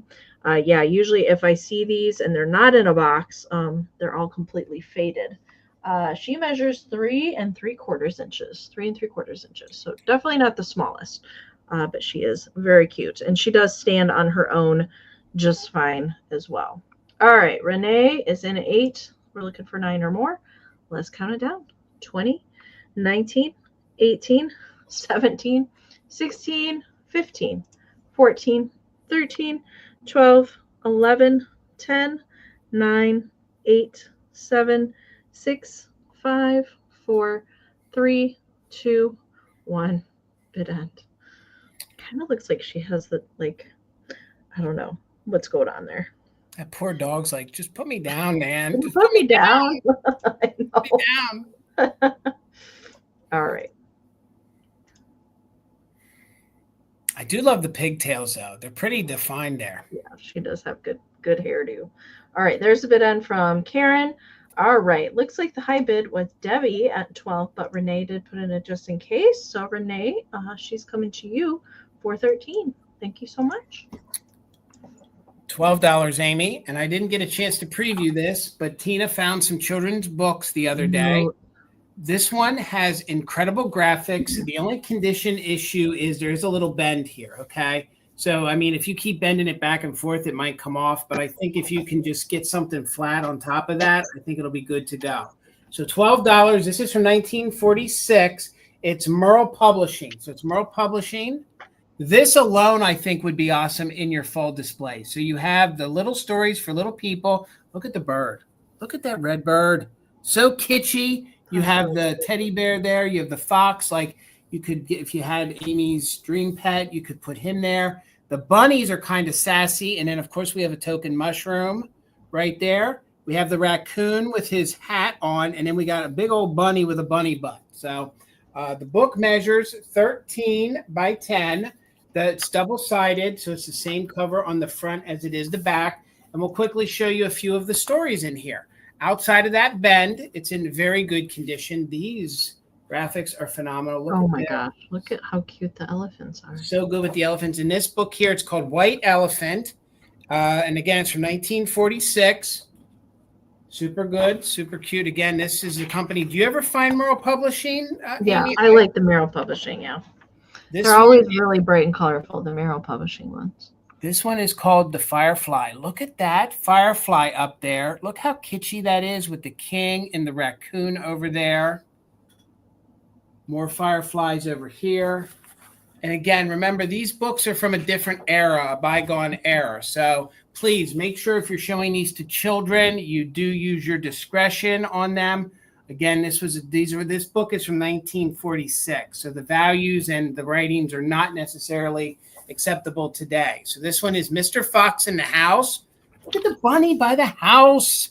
So kitschy. She's house 107. He's digging and doing. Hey, there's Al. There's Al when he's not at the casino. You're right. You're right. He's got to go to the shoe. Look, he's got to go get some better shoes. Yeah, he does. For them feet. So MJ, I see you in at 12. Here, look at them over there. You have the rooster. I didn't get a chance to read any of these stories. This was a new one to me. I don't find this publishing company or a lot of these books all that much. This book.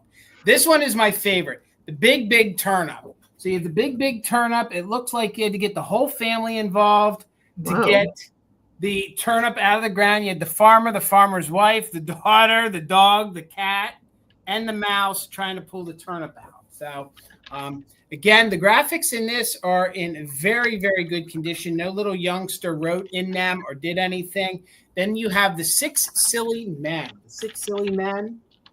Again, I didn't get a chance to read this story. And then there's 1 or 2 other ones you guys can see, but this one, you guys can read those when you get the book. This one is my favorite. It is the Easter Rabbit.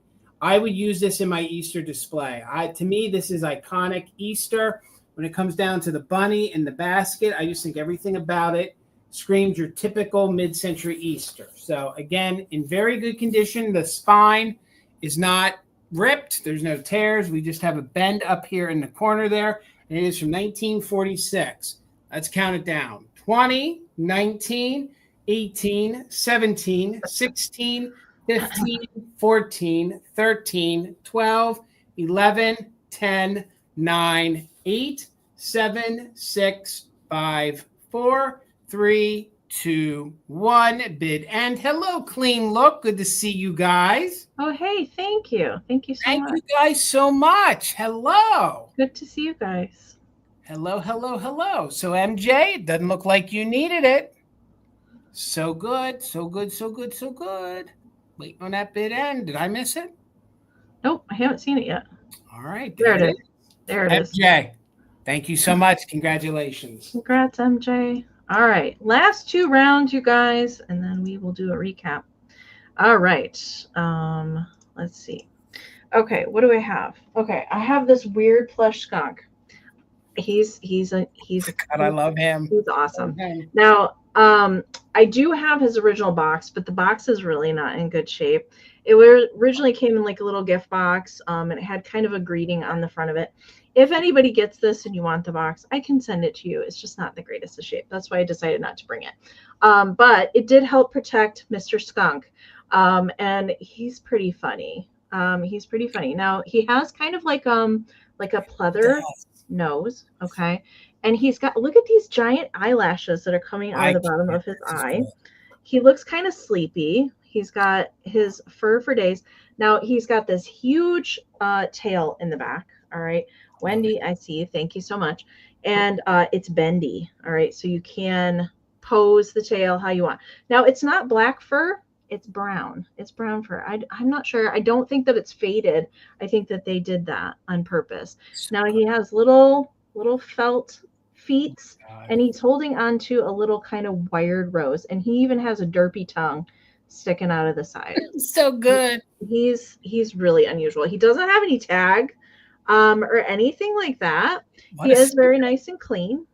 All right, so especially the white fur. This can definitely get discolored over time, but he's in really nice condition. Since I had some other skunk things tonight, I thought I would bring this weirdo tonight. I think he's just fun. All right, Wendy, I see at 8. Thank you so much. Measurement for him, he is 8.5 inches tall. So if you have the tail all the way up, he's 8.5, 5.5 this way, and about 5 at his feet. Okay. So let's count Skunky Friend down. We got Wendy in at 8, so we're looking for 9 or more. 20, 19, 18, 17, 16, 15, 14, 13, 12, 11, 10, 9, 8, 7, 6, 5, 4, 3, 2, 1. Bid end. He is such a stinker, Amy. Such a stinker. I know. Oh, I love him. All right. Hello, Karen. Good to see you. All right. There is the bid end from Karen. All right. Miss Wendy, Skunky Poo's coming to you. I can send you a picture of that box tomorrow. So then you can just let me know if you want it or not. If you don't, no worries at all. And I will just discard it. All right. Thank you so much. $10, Amy. $10, and this fits with my theme for the evening. So this is a piece of early American pressed glass. It is a glass fan, and it is in the daisy and button pattern. I think this was made by LG Wright. A lot of early pressed glass sometimes glows under black light. This does not. So this would be a utilitarian style dish.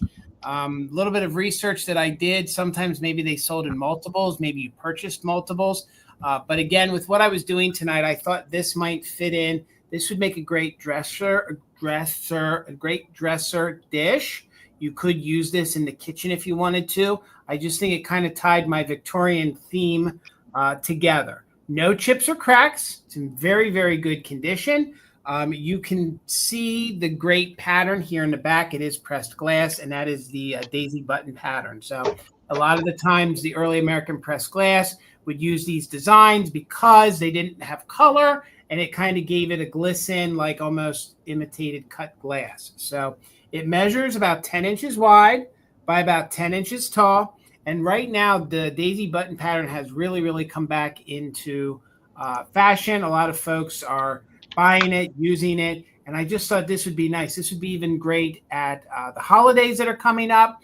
Maybe you want to integrate this into your Halloween display. I don't know, Victorian, maybe go spooky with a fan kind of look.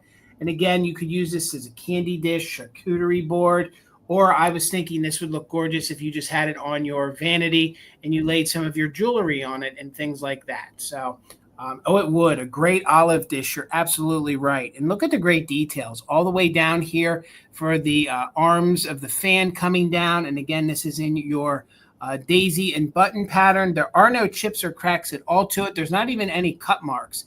As I spin it here under the light, you can see how glossy it is. So I didn't know if some of our friends here might want to use this in with their tchotchkes. Again, like I said, you could use it on the dresser. You could use it at the dinner table, or you could just use it as display. You could actually put it in your cheese on there. Yeah, absolutely. You could put your cheese on there. You could put it in a plate rest, and you could actually use it as a display piece. When the sun hits it, it will glisten. So just another shot at it, $10 if anybody's interested. No chips or cracks. You said LG Wright, right? I do believe this is a piece by LG Wright. They were pretty big on the daisy button. And then, of course, as the decades went, then L.E. Smith, other people, Fenton, other people started to acquire the pattern. I believe this is probably 20s or 30s. Just in my years of selling the pressed glass, I believe it's from the 1920s or the 1930s. But not seeing any interest, that's okay. We're going to sit it to the side and keep it moving. We got one more round. All right. And thanks, everybody that's here joining us tonight. Thank you. Thank you. All right. Last round, you guys, and then we'll get to our recap. All right. My last round is going to be a mouse. And it is one of my favorite kind of mice, Joseph Originals, little mouse friend. Now, he looks like he is chomping on a big piece of imaginary cheese. I'm not sure. I'm pretty sure that there is another one that coordinates with this one, but I just found him by himself. He does not have any damage to him, so he is good condition. I love these mice. He does have his little foil sticker there, the Joseph Originals foil sticker, and he also has his Japan sticker on the bottom. Now, somebody back in the day got him as a souvenir, it looks like, from, does that say Green? I think that says Green Lake. It does. On the bottom, and that somebody wrote down there, which I like. I like when pieces have that little piece of history on the bottom. But my gosh, there's like hundreds of these mice in different variations. Is he pretending to drive? I'm not sure. He's playing charades. I guess we'll go with that. He's playing charades. He's in a box. He's stuck in a box. I don't know what he's doing. But he's darn cute. So that was my last round, was Mr. Joseph Mouse. But we will get Jason going, and that is okay. All right, Jason, what you got? $10, Amy, and I'm not sure if we have some folks that like to collect nursery rhyme pieces. I believe she's from the 1950s. I do know that they made a couple other versions of these for other nursery rhymes. Minimal paint wear. It's really neat, and it's Little Miss Muffet sat on a tuffet eating her curds and whey. So along came that spider. You can see. I'm not sure what company made these. It's missing whatever sticker it may have had. You can kind of see it is three-dimensional, so her face is applied, so is part of the body. There is a little tiny bit of paint wear, but overall, she's in really, really good condition. Maybe that's the worst paint wear right there. But again, if you guys are into nursery rhymes and collecting books and things like this, I think that it's got just the right look to it. with the right kind of age to it. So again, I believe this is probably from the early 1950s. She does have her hanger here. It is upside down, but you just spin that around, and then that's how you can hang it on the wall. I'm amazed that that's still there. Details are really good, especially when it comes to these 40s or 50s style pieces. She's kind of gasping. She doesn't want him to get in her curds or whey or her porridge or anything like it. Curds and whey, do you think that's cheese curds? Curds and whey? Does anybody know what that because is? that's the two parts of the cheese that separate. Gotcha.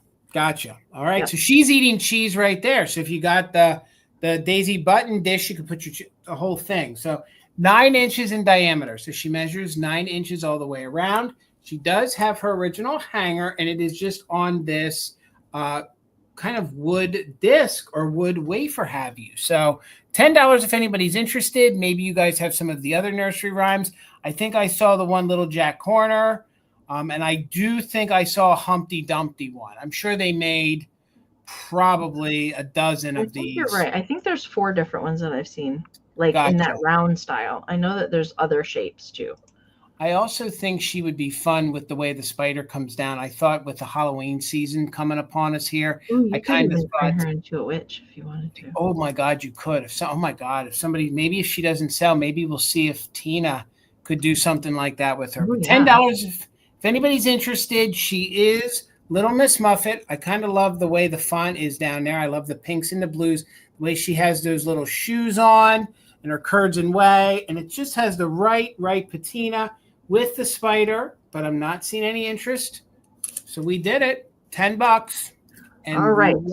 It is recap time. Okay. So we will bring back items that did not find a home the first time. So these will be quick claims. All right. So if you are watching on the replay and you see something, you can always email and check and see if it's still available. We do have that option, but do so in a timely manner. I know both of us have antique booths and sell in other capacities. So email if there is something. Okay. So these will be quick claims. And if you want to claim something, just make sure to type in the item plus the price so that we know what you are trying to claim. And we will give it a moment because of the lag. If there is more than one person that is interested in the same item that comes in at the same time, we will do a quick countdown to break any kind of ties. It will turn right back into a regular bid round just in cases can be in play, all that good stuff. Okay. So you guys sold me out except for my little Joseph mouse. So if anybody wants that mouse, just let me know. But otherwise, we'll let Jason bring his items again. Okay. All right. Jason big. The fan and Miss Muffet, since I just showed them, I won't waste. I assume everybody's still here that saw those. So, but earlier on, I had my little chalkware baby. Renee's going to take your mouse. Amy. You got it, Renee. Thank you so much. Yes, it was 8. Thank you so much. So I had my little chalkware baby, and I think he is an ashtray. They did not go all out and paint the back. I couldn't find another one of these, so I can't tell you if that's how they all are, but that's the way this one is. So he's like a carnival prize. If anyone's interested in him, I'm going to make him 12. He'll be $12. You can put $12 baby. So he has your traditional paintwear, here, but there's no breaks. He's this cute, adorable baby. He's like thinking. It's an ashtray. It's kind of one of those little novelty things. It doesn't have to be used as an ashtray. You could use it as a ring holder or just use him as a display. So if anyone's interested, you could put baby 12, and he measures 6.5 inches tall. Baby 12, 6.5 inches tall. Then I had my turn of the century, late 1800s powder dish. This is going to remain at $48 if anybody is interested. It is a 2-tone milk glass powder dish from probably 1880 to about 1900. It does have its original maker's mark on the bottom. The company is C.F. Monroe Company, and it's Wave Crest, okay? And they were in business until 1916. So it does have a little bit of its original hand-painted flowers that remain. The big selling point is that it's still intact. It still has its top and its bottom. Usually you only find one or the other, and the closure or the brass fitting is missing. So if anybody is interested in this, we can just put powder 48 powder, 48. And just in case anybody's watching this on the replay, the size of this matters. This would be their medium sized one. It measures 3 inches tall. The top part is 3 across. The bottom is 4 across. So it'd be powder, 48, no other damage. And that's it for me. Thank you so much. All right. Thank you guys so much. Bring us both back up here. Thank you, Clean Look, for the raid. That was fun. Thank you so much for that. So we will be back next Thursday. We're here every Thursday right here on my channel for Fantastic Finds. So we'll be back next Thursday, 8 p.m. Eastern, for another Fantastic Finds live sale. And Community Share will be back next week following the sale as well. But if you guys want to email us any photos, I'll put that back up there one more time, ShareMyFindsLive@gmail.com. If you want to share anything that you want to be part of our show, so maybe you found, I don't know, a piece of Holt Howard for 50 cents at a garage sale, or something that you've purchased from a live sale, how you display it in your home, whatever you want to send us. Maybe you're getting your Halloween out. That would be fun. You can email us at ShareMyFindsLive@gmail.com.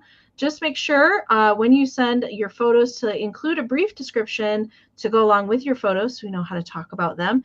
And if you would like to be anonymous or like to share your name along with your share. So we could always use some more photos, but that will be back next Thursday. And don't forget, I'll let you talk about it, Jason. Oh, thank you. I was just saying, Tina's been working jewelry while we've been selling, so she's getting prepared for tomorrow night. Please head on over and support her on Vamp. She's trying to offer up her vintage jewelry. That'll start at 7 p.m. Eastern, and she goes by Mother Tucker's Tina. So, and that's all in our link tree. So if you get over to our YouTube, you can get that, from our link tree and everything like that. So thank you so much, Amie. And a reminder, I will be doing my invoicing tomorrow, so I will email you when your invoice is out there. And Jason is going to be doing his on Saturday. So if you have not already sent your information to us, make sure to send emails to us tonight if possible. And big thank you to Karen G for bid ending tonight, and Kim for helping out in the chat, and Leslie for always dropping knowledge, and everybody else that has joined us tonight. We appreciate you being here. Thank you so much. And Tina's over on Whatnot. Yes. And we will be spreading our wings and doing more things on Vamp, especially once we get into the fourth quarter. You'll probably see Mother Tucker's on Vamp so much you'll wish you didn't see us over there. So we'll be doing more on Vamp here once we get to Extrav. So. I will be doing my monthly live sale soon. I will let you guys know what date that's going to be over on virtualantiquemarketplace.com. All right. Okay, you guys, we've rambled on a lot tonight. Thank you guys for hanging out. Have a wonderful rest of your week and weekend, and we will see you back here next Thursday for another episode of Fantastic Finds. Have a good night, everyone. Thank you so much. Thank you. Night. Thank you so much. Bye, guys.